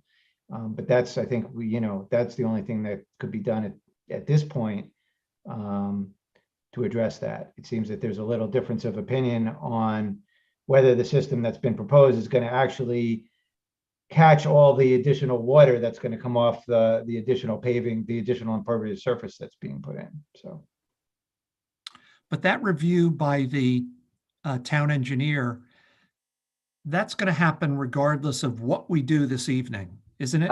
Absolutely, that will happen. Right. I guess the question is, what if the variance is granted and the town engineer says that this system isn't sufficient? Then, Tom, what is it, back to the drawing board on that system then? They will have to do soil testing to get the best area to put the system in.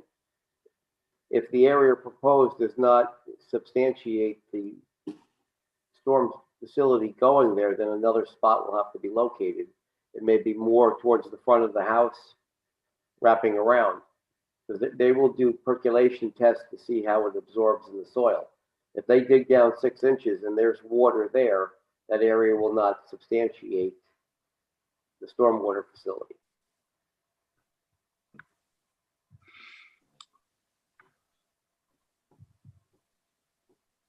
But this will all be analyzed. Do we know that the building of the pool will exacerbate the problem?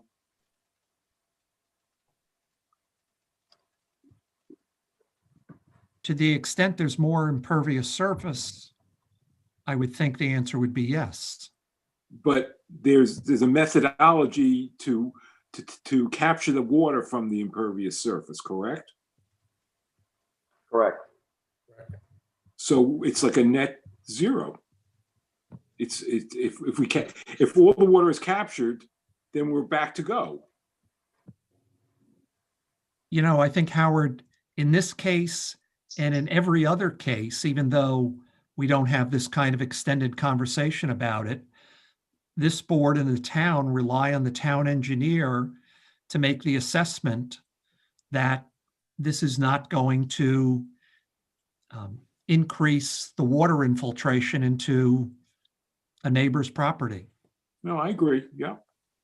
Yeah, but if you're talking about groundwater, then you have that groundwater. It's underground. It's following wherever its natural course is, and that groundwater is there. whether the pool is in place or whether there's no pool in place. You still have that groundwater. Can I share something? The problem Yeah, is so, both. as soon as I'm I'm finished, sorry. I'll be happy for you to share something. But what I'm saying is that groundwater is going to be there no matter whether the pool is in place or not. The only thing that pools might do is maybe direct it into a different area of the property, or it'll what's going to happen on the around the pool is that in a rain situation, the pool deck, which is impervious, is not going to allow any absorption into the ground. But they're proposing a catching system to take that water and divert it. So in effect, it's actually helping, not hindering the situation, unless you could get me an engineer's opinion to the contrary. I concur with Tony. You will be better served by having the system than not having it, because you will redirect a substantial amount of water by relocating it. And the idea is that we relocate the water as far away from the downhill stream that is impacting the center of the neighbor's property and bringing it further downhill, as well as we have to meet a certain criteria that is of code to retain the rainstorm intensity as per the design manual. So the town engineer, with the soil testing that we do and the deep testing that we do, the system is sized specifically to capture any additional water that occurs in this area and removes it from the site. So I can't see how it's going to add more to groundwater volume when we're removing it from the groundwater area. It's Carl now. See, the conversation changed a little bit, because from the very beginning of this conversation, I shared with everyone the problem with surface water. We're capturing all the surface water. Surface water is water that just runs down, on not groundwater. There's two different things, right? Groundwater is water that runs below ground, is it not? And surface water is water that runs above ground. Correct. I have a problem with both. That's why I shared with everyone, and when I showed everyone the amount of surface water that I get can't be contained by the curtain drains, right? It goes over, it comes with such force that it goes over the curtain drains. Mr. Cavagnolo. Yeah. I have a suggestion for the board to consider. Okay. And that would be that the applicant approach the town engineer and DPW now before we consider the variances. And the applicant return, I presume, next month with an answer to this question. I don't believe that there's any more that we can do. Oh, that sounds fair. I don't agree that that's fair, because we're following the guidelines that are set forth by engineering and building department and building it to code. We're asking for a variance for the only location this product can exist. If the town engineer says you can't design a system to remove what you're required to remove, which is the surface water of the product you're building, then it's a done deal in our project. We really prefer not to be delayed another month, because then it doesn't make the pool usable this summer. But on the other hand, if we can move forward from this, we can set up an appointment with the town engineer, the town building inspector, DPW, go through this entire conversation again with them and find a solution to help us tap into those catch basins, which I believe will relieve the runoff issue from uphill, as well as connect Carl's pipes into the same catch basin and alleviate a majority of the water that's coming down his 8-inch pipe. Because his pipe stops at the end before. No, it doesn't. No, it doesn't. That's not where my pipe stops. Okay, that's enough now. Harvey, Howard, Tony, what are your feelings as it relates to, do we deal with this now and allow the town engineer and DPW to examine it in due course? Or do we want there to be this review that takes place up front, if you will? Chair, just so I could jump in before the rest of the board. One of the things one of the 5 tests that the board has to find is that there will be no adverse environmental impacts as part of the finding for the variance. And that's really the question. I understand it's designed to code and, but now, there is a neighboring property owner saying that there is an existing, I think everybody acknowledges there's some type of existing flow, either surface flow or groundwater flow issue. That's the only thing that's out there but the board does have to make that finding that there is no adverse environmental impact from granting the variance. So that's what it needs to consider, whether this does that. So whether it can make that finding, I'm sorry. I, for one, don't know how we can come to that conclusion. So I personally would be inclined to hold this over, but I defer to the rest of the board. Want to hear their thoughts. Well, I don't think we can make a determination as to adverse environmental impact without a little more input from maybe the town engineer or highway department, so input about their catch basin. It seems, in one hand we were talking about groundwater, and the other hand we're talking about surface water.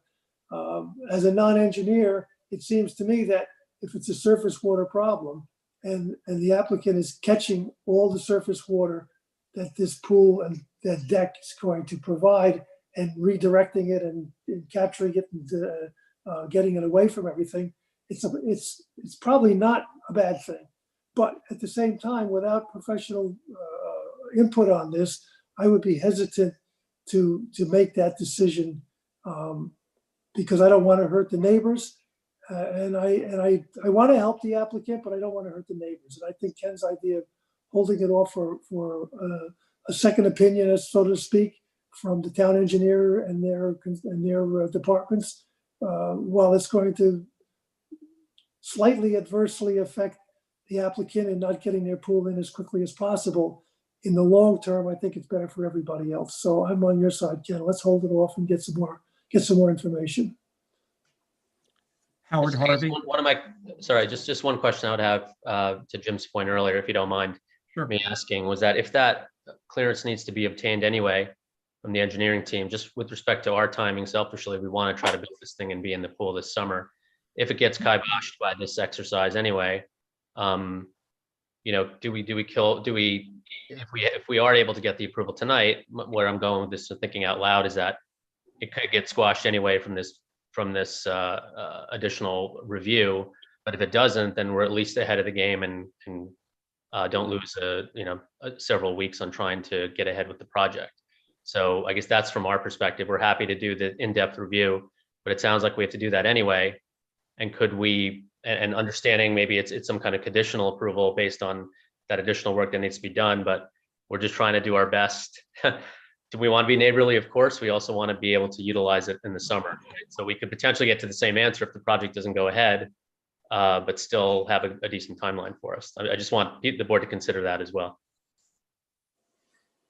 I think it would probably take the same amount of time to do the additional review and come back next month anyhow. So I think it would be safer for everyone, including the neighbor and yourself, to have the additional review done first, because something may come from that review that requires a change in your plans or something like that, and you can deal with it.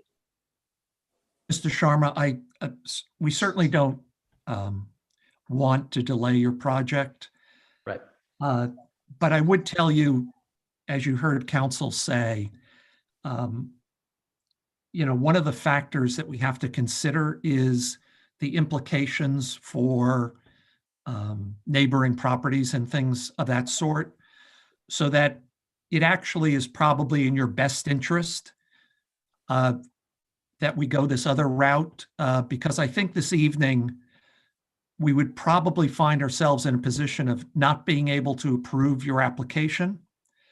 And I think you would do better, and you seem to be doing everything you should And so I think this is the better route for you. And I understand it may be hard to see that at this particular moment, but I think, Harvey, you were in agreement that we should go this extra.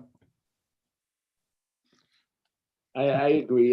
It's worth Yeah. the additional time to review it. And I don't think you're going to lose any time either, because ultimately that time would have to be spent reviewing it. And you'll come back next month and hopefully you'll have an answer for us.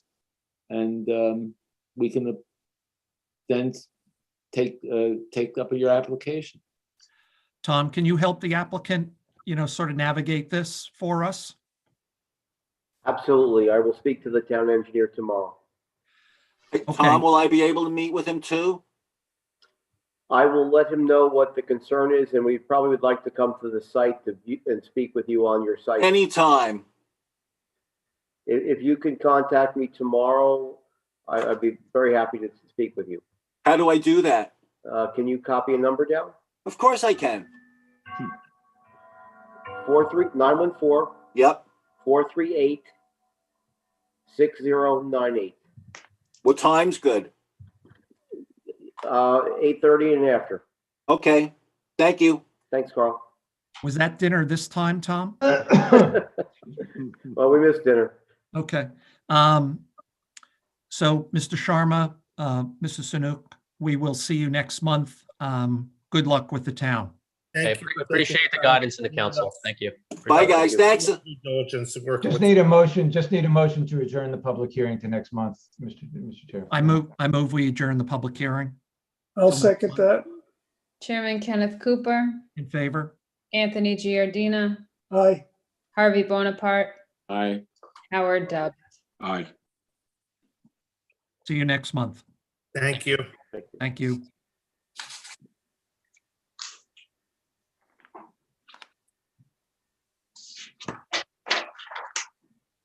That's it. The Brown case is adjourned till next month.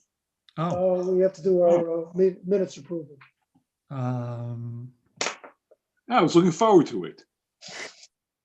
What, another case? You want to do one more, huh? Yeah, sure. We haven't gone past midnight in a long time. You might do it again in April. April's gonna be a lot too. I make a motion that the board approve the meeting minutes for the February meeting. I'll second. Chairman Kenneth Cooper, Favor? Anthony Giardina, Aye. Harvey Bonaparte, Aye. Howard Dubs. Aye. Seems like a lot of people are putting pools in. You have no idea. You saw 10% of them. Oh, man. Thank Okay, you all. thank you. Thank you. See you next Good night. month. Okay. See you next time. Good night.